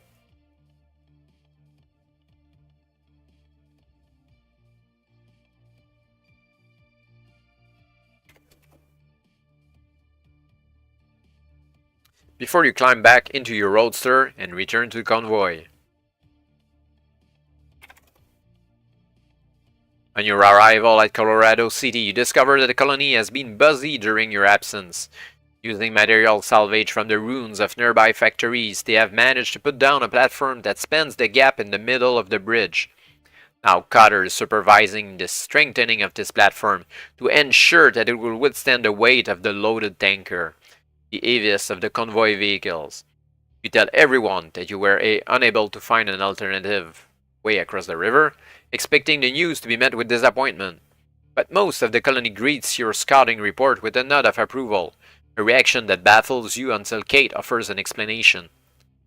That explosive we found at Lake Sweetwater is now under the bridge, she says, pointing towards the newly laid platform.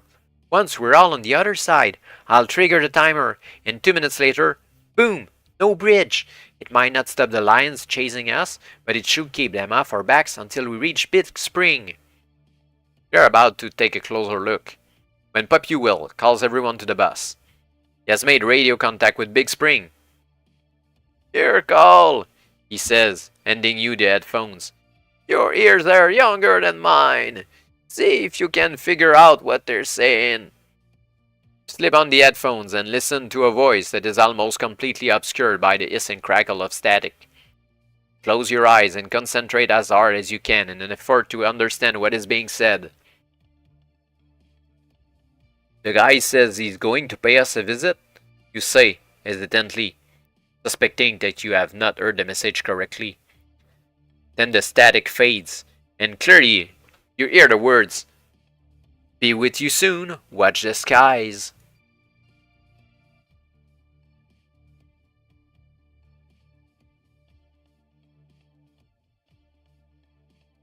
You relay the message to the others and they begin to laugh. I think the heat's finally got to you, Carl, jokes Hammer Harlan. Here, let me listen to those phones. Ain't nothing wrong with my hearing. You pass him the headphones, but before he has had a chance to put them on, the insect-like sound of a small engine draws all eyes to the west. Well, I'll be, mutters Hammer, scarcely able to believe his eyes. High in the azure sky you see a thin flying machine with fragile bat-shaped wings. Spellbound, the colony watches as the plane circles above the town and comes in to land on the stretch of freeway that approaches the bridge. Slowly the pilot extricates himself from the tiny motorized hang glider and gives a friendly wave as he strides towards the group.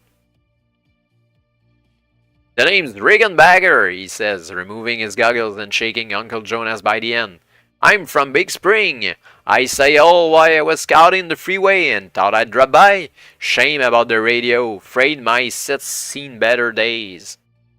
Rickenbacker warns the colony that a large group of clansmen is riding towards the town from the east. They're less than 5 miles distant and closing fast. He also tells you about another gang of bikers, a clan called the Mavericks. We have been the bane of the Big Spring colony for the last 6 months. They control the city of Lubbock, 100 miles to the north, and their raiding parties are in the area foraging for food. I know the next 30 miles ain't gonna be easy for you folks, but there's a big welcome waiting for you all at Big Spring, he says, as he gets ready to take to the air once more. Don't delay now, we're counting on you to make it through. As soon as he is airborne, the colony sets to work on the bridge with renewed vigor. The lions are closer than anyone dared imagine, and everyone is eager to get across the river before they show up. When Cotter announces that the bridge is safe, you drive the roadster across the platform and park it on the freeway, ready for a fast getaway. The colony crosses over on foot, and Cotter drives the empty bus across the bridge. The platform creaks and shudders, but Cotter is able to cross safely to the far side. Together with Kate, the three of you return to help guide Uncle Jonas and the tanker across. Just as the front wheels are about to mount the platform, Kate screams a warning. The lions are here! If you possess a missile weapon, we do now. Not long-range one, though.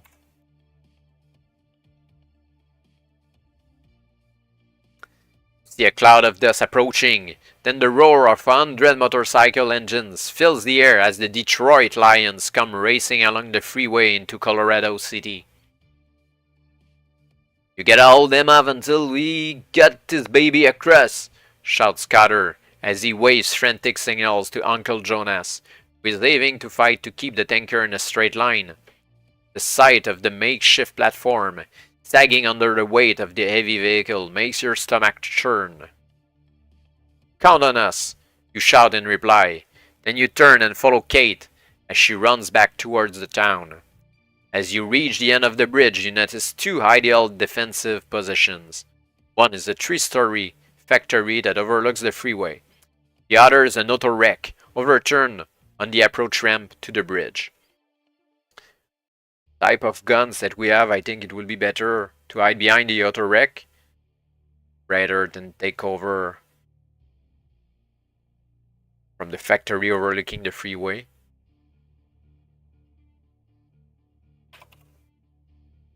You crouch behind the wrecked car and watch as Kate disappears into the factory. Minutes later, you see her face at a window on the top floor and notice the barrel of her gun resting on its ledge. Nervously, you count the passing seconds, your eyes fixed on the road ahead. The first of the lions appears. It is a motorcycle and sidecar. A lion's head flak flutters from an aerial fixed behind the rider's saddle, and a heavy caliber machine gun is mounted in front of the chair. As soon as they see the tanker, they open fire, sending a stream of tracer bullets arcing towards your position. As the fiery shells rip through your cover, you fight the urge to throw yourself down on the ground and take aim at the approaching vehicle. You know that you must make your shot count, or if just one of the tracer shells were to pierce the tanker, it will ignite the fuel and blow it sky high.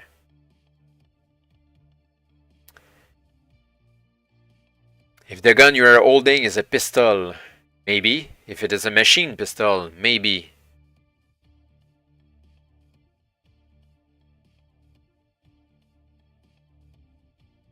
I think a machine pistol will be better here.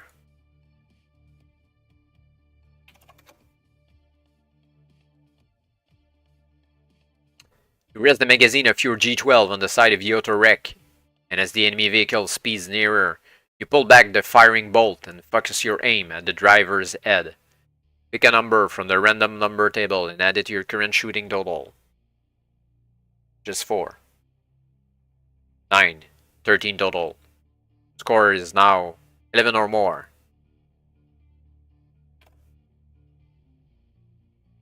Squeeze the trigger and immediately the rider throws his hands to his face.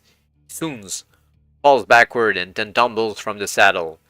Before the sidecar rider can jump free, the speeding machine carries off the road into the wall of an office building and explodes in a searing ball of flame. I need to remove 6 rounds here.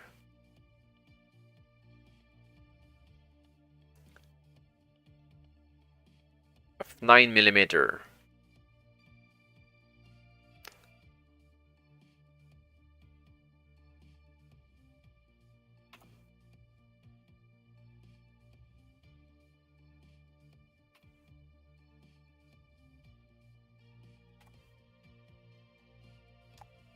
I have only 2 single shot remaining, which is kind of like a pistol, actually. Like if I add 2 pistols right now instead of 1 machine pistol and 1 pistol. With grim satisfaction, you stare at the burning wreckage, but your gaze is soon distracted by a column of motorcycles, the main body of the clan, as it rides into view. They are now less than a mile from the bridge. "Come on, you two!" shouts Cotter. "It's time to go!" Tanker has made it across the platform and is now parked with the other vehicles on the far side of the river. Kate is running towards you from the factory, and as she reaches the bridge, you call out to her. "Set the bomb, I'll cover you!" Tensely you watch the clansmen as they gun their bikes along the freeway, and you glance repeatedly over your shoulder, praying for Kate to signal that the bomb is ready. Then the front line of bikers opens fire with their machine pistols, and suddenly the air is filled with the whine and whistle of bullets. "It's ready!" shouts Kate, and takes off across the bridge at a run. Add together your current endurance point score and your stealth skill total, which is back to 0. Yep. So that's 0 plus 16. If your total is 12 or more,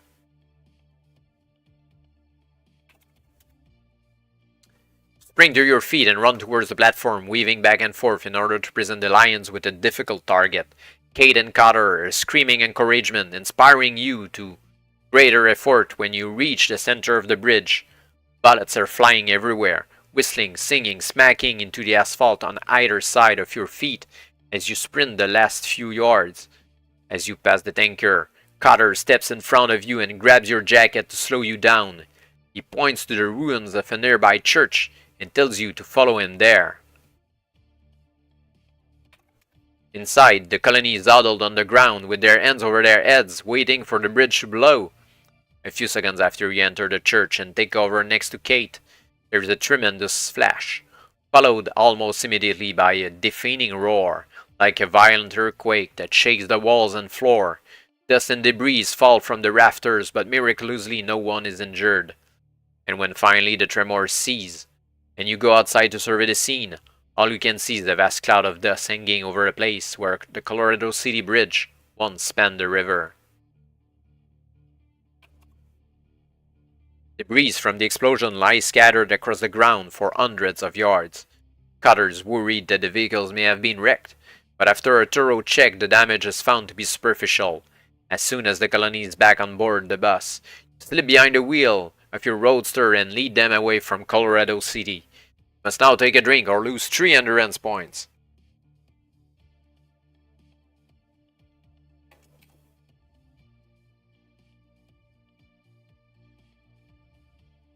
You've been driving for no more than 20 minutes when you see in the distance a small cluster of weathered buildings shimmering in the heat.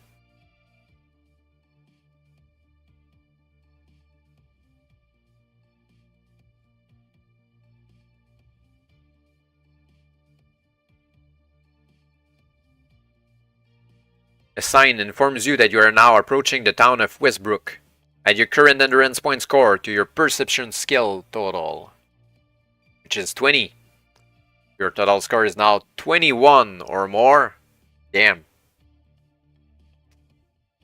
Short 1 endurance point. The fatigue of your journey and the glare of the afternoon sun prevent you from noticing the shiny metal spikes that lay strewn across the highway. As you enter the town, there is a loud bang, and your steering wheel shudders violently. You pull over to the side of the road and give an emergency signal to the convoy to stop immediately and not to follow you into Westbrook. The tire on the right side front wheel is completely flat. Wearily, you climb out of the driving seat and go to inspect the damage. As you stoop to remove the spike, a shot rings out. Add your current endurance point score to your stealth skill total, which is back to 0. That's 16 if your total is 15 or more. Instantly, you drop to the ground and take cover behind the engine compartment of your car. A glance over the hood invites another shot. It passes within inches of your scalp and makes you duck, but not before you notice the muzzle flash of the sniper's gun. The ambusher is hiding in the doorway of a diner on the other side of the highway. 2 motorcycles are parked at the side of the building, indicating that he is not alone. If you possess a CB radio, we do, you pull the transceiver of your backpack, flick the power switch on, and key in the frequency that PopUL monitors about the bus. Red Phoenix to DC-1, you say, using your emergency call sign.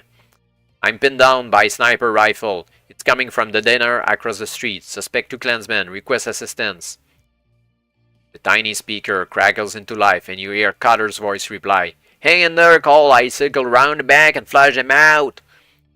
A minute later, you see Cotter jump down from the bus and scurry across the rock-strewn ground behind the diner, cradling a shotgun, which he loads as he runs. He disappears behind the building. Then a few moments later, you hear a burst of gunfire and see a swarthy-faced man, dressed in western clothes, come running out of the front door with a pistol in his hand. You possess a missile weapon. You do. The flea man sees you and fires twice, but his aim is awry and the bullets pass high above your head. You raise your gun and order him to stop, but he ignores your call. He shoots again and you return fire, killing him cleanly with a shot to the heart. So 1 less 9mm round.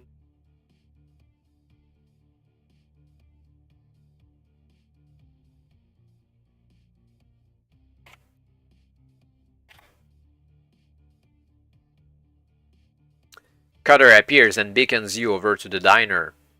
Inside the doorway lies the body of another man, a rifle resting across his blood-stained chest. I reckon these two were from that Maverick gang that Rickenbacker warned us about, says Cotter, as he searches through the dead man's pocket. Seems like the lions ain't the only ones we gotta look out for. You help Cotter search the bodies in the diner. You discover the following items. A pistol with 2 rounds of 9mm. A rifle with 2 rounds of 7.62mm. Back with our rifle though.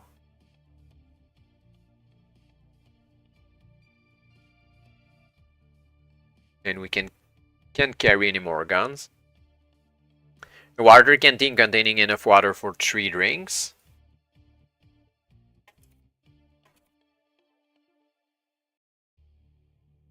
Serum, sulfonamides, and dressing sufficient for 3 medkit units.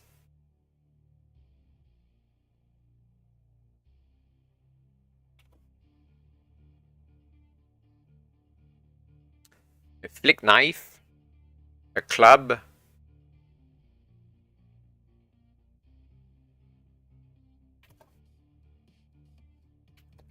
More fun a flick knife than a regular knife.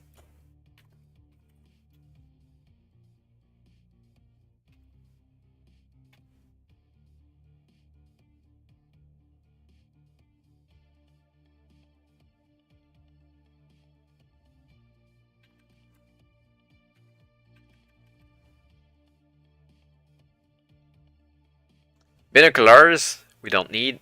A rope! Good idea to get a rope and die by a rope later down the road.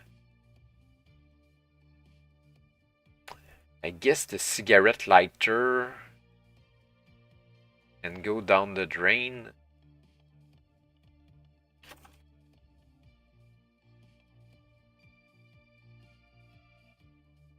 And a fire extinguisher. As soon as your flat tire has been repaired and the highway swept clear of spikes, you climb back into your roadster and lead the convoy on towards Big Spring.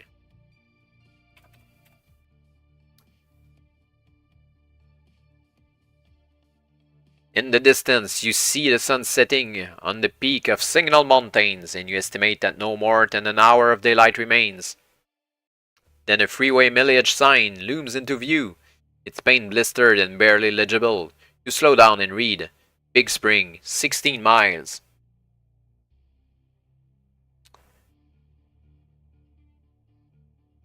Okay, 16 miles is about that, so we're about midway or so from Colorado City.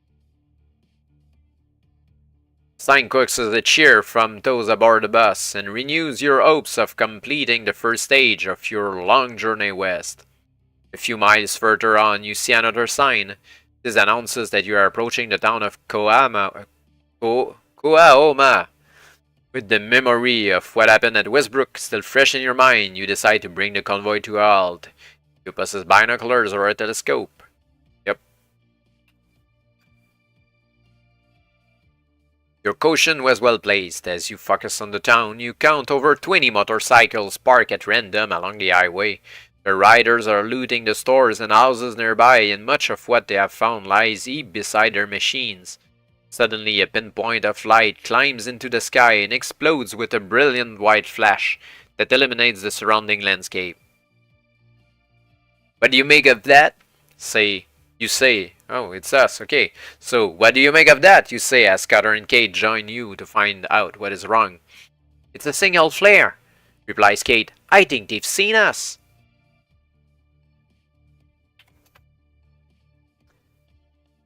Won't be a skirting around this place, says Cutter, casting a critical eye over the surrounding landscape. Land here's too craggy. The bus and tanker not get 100 yards. Nope, our only chance to hit them before they get them all up. If we go now, we could cut straight to that little town and be on the way to Big Spring before they know what's happened. Plan is put up to Uncle Jonas, and he agrees that is the colony's best chance of reaching Big Spring before nightfall. Kate volunteers to ride shotgun with you at the head of the convoy. Uncle Jonas will follow in the tanker and Cutter will close up behind with the bus, enabling those with guns to man the back window and keep any pursuers at bay. Within a few minutes the plan is relayed to the colony, and the vehicles are drawn up in line, ready to run the Coahoma gauntlet.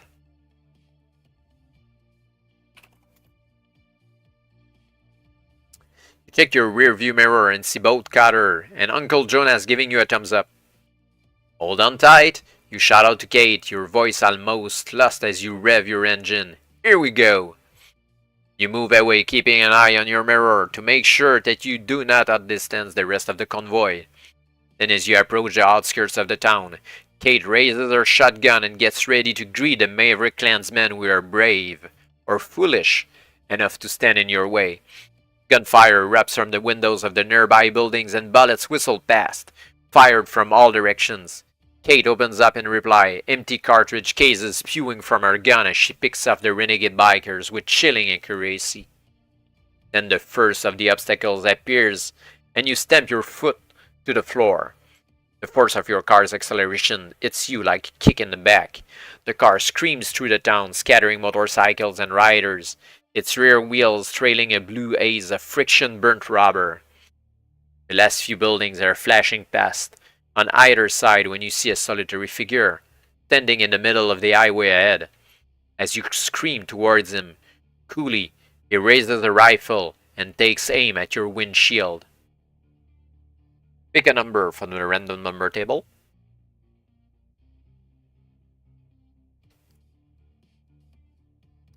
It's 9. Oh my god. That's crazy dying here.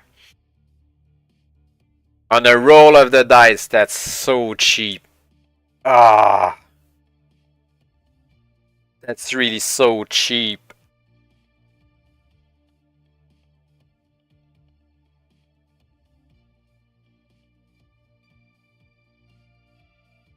Suddenly your windshield shatters and you feel something burn deep into your chest. The broken glass spins before your eyes, and a terrifying numbness spreads from your chest to your limbs. Kate screams in terror. Then silence engulfs you as your roadster slams into the side of the Ridley gas station and explodes in a brilliant ball of orange flame. Tragically, your journey in your life, end here in Koaoma. That's so cheap. 10% chance to insta death.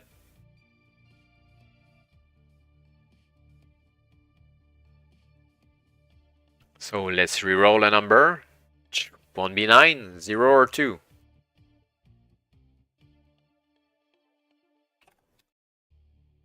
You see the muzzle flash of his rifle and feel a red hot pain cut across the top of your head as the bullet creases your scalp. In the next instant, you feel a tremendous jolt as your roadster hits the rifleman and sends his broken body spinning through the air. You brace yourself against the wheel, but Kane is thrown forwards against the dashboard and gashes her forehead. At first, you fear that she's badly injured, but she recovers quickly, and using dressings from her medikit, she attends selflessly to your head wound before treating her own. As a result of her prompt treatment, you do not lose any endurance points.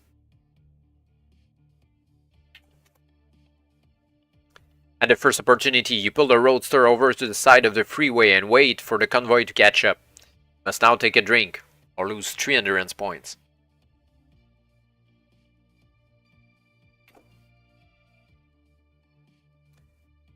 A few minutes later, the tanker and the bus come thundering out of Koaoma. Apart from a few extra bullet holes, they both appear to have survived the run intact. Restart your engine and accelerate away, confident that the colony will reach Big Spring before sunset. But when you glance in your rear view mirror, you spot something that sets your pulse racing.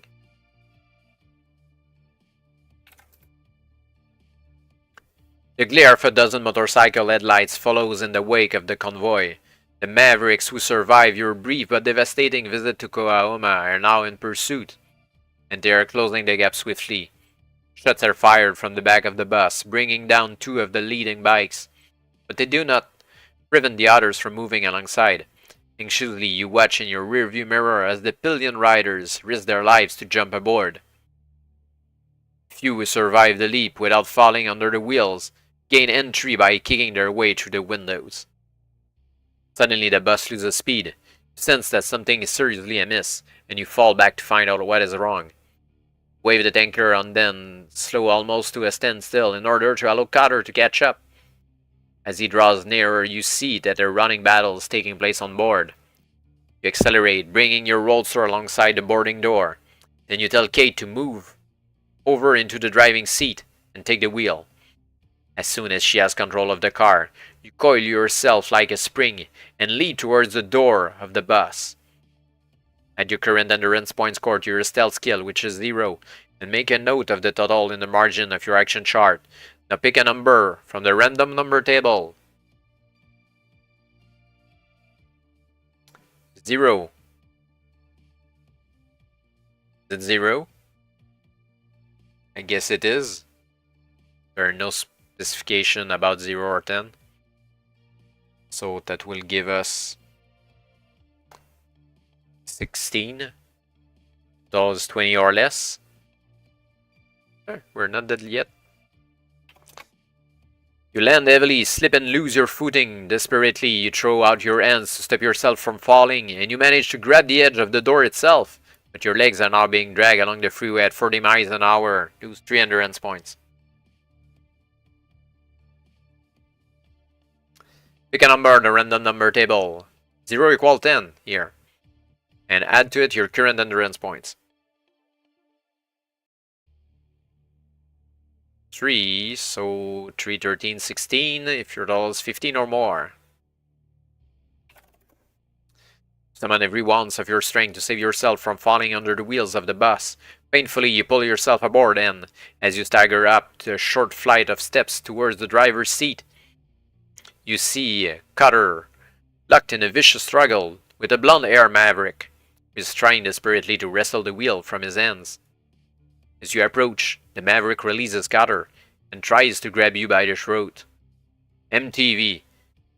Close combat skill 17. So it's only a +3 combat ratio.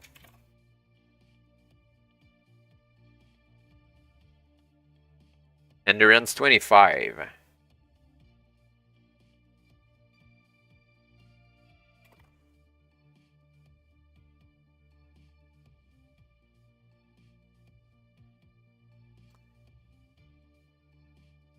Seems like another hard combat.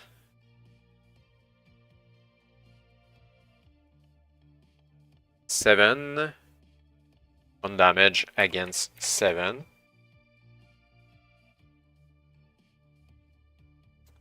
5. 1 damage against 6.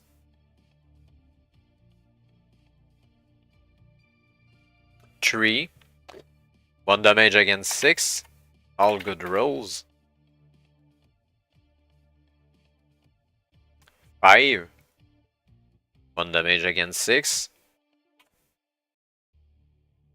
And he's dead. Just 4 endurance points.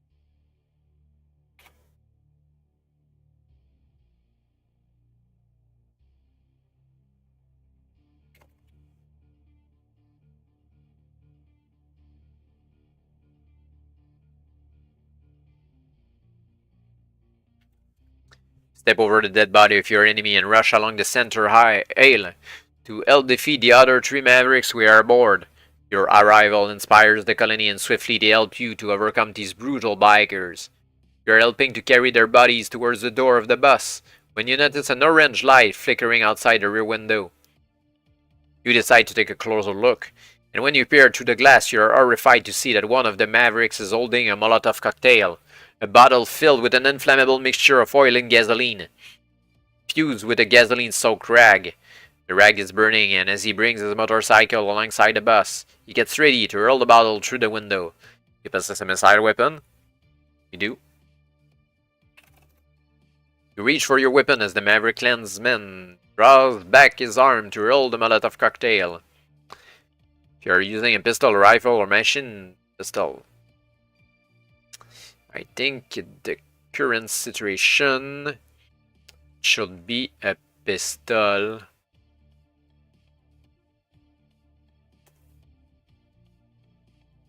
Because we can't use the machine pistol properly, not enough rounds.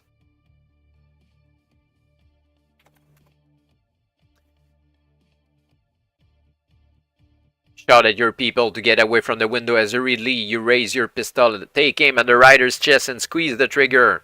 Pick a number from the random number table and add it to your shooting skill. 7 plus 4, 11. Your total is 10 or more. Your gunfire smashes the window and hits the Maverick rider in the upper chest, killing him instantly. With the Molotov cocktail still gripped in his hand, his lifeless body tumbles from the motorcycle and hits the road with terrific force. There is a flash as the bottle disintegrates, and his body and the bike are consumed by a ball of roaring flame.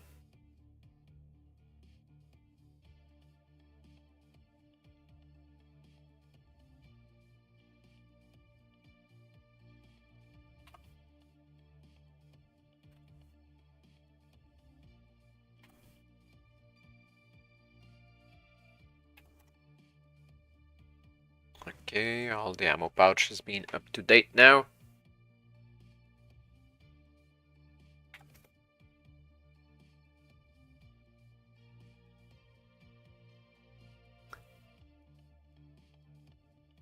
Yoo-hoo! There she is! Screams Scotter, pointing excitedly at a fortified settlement that has just appeared in the distance. Big Spring, we've made it! All the hardships that have been suffered en route are instantly forgotten when the members of the colony look upon their destination. Suddenly the bus is filled with laughing, crying, cheering people as everyone reaffirms their hope that this journey is the first step towards the civilization they once knew. A green flare climbs into the darkening sky and bursts over the town, signaling that the Big Spring colony has seen you approaching. Popuel makes radio contact and passes on their welcome. They say the freeway gate is open. All we've got to do is drive straight in. The Mavericks seemed to give up the chase as soon as they saw the flare, and now the freeway looks deserted. You join Cutter at the front of the bus and scan the landscape for some sign of your roadster, but the only other vehicle you can see is the tanker, trundling along a few hundred yards ahead. A few minutes later, you see your car in the distance, parked at the side of the freeway. As you draw nearer, you get ready to wave to Kate. Your heart almost stops when, with horror, you see that 2 motorcycles are parked alongside, and Kate is embroiled in a desperate end-to-end struggle with their riders. "Stop the bus, Cutter!" you shout. "It's Kate, she's in trouble!" Cutter slows the bus, and you leap out onto the freeway and run towards Kate.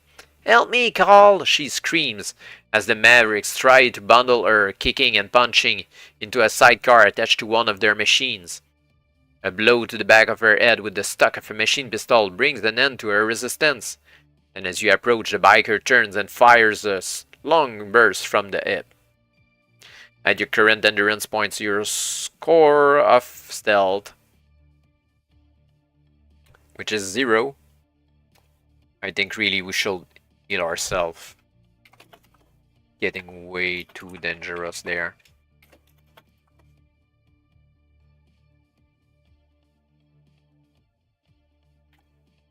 Go back to 18 here, that's the max we can have. 18 plus 0. Your total is 9 or more. Anyway, we had already 9, so all is fine. You throw yourself forward and your swift reflexes save you from being cut in half by a swat of bullets. As you rise to your feet once more, the shooting stops with a dull click, a sound that tells you that the gun is now empty. If you have a missile weapon. We do. You draw your gun, take aim, and kill the Maverick machine gunner with a shot to the head. As he falls, you turn your weapon on the remaining biker, but he's using Kate as a shield and you dare not fire, for fear of hitting her. With anger and fear welling up inside you, you reluctantly lower your gun.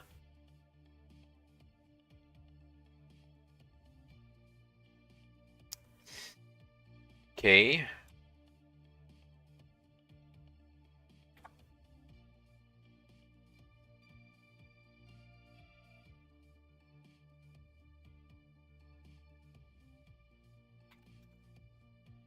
Seething with anger, you watch as the remaining biker climbs astride his machine and kicks it into life.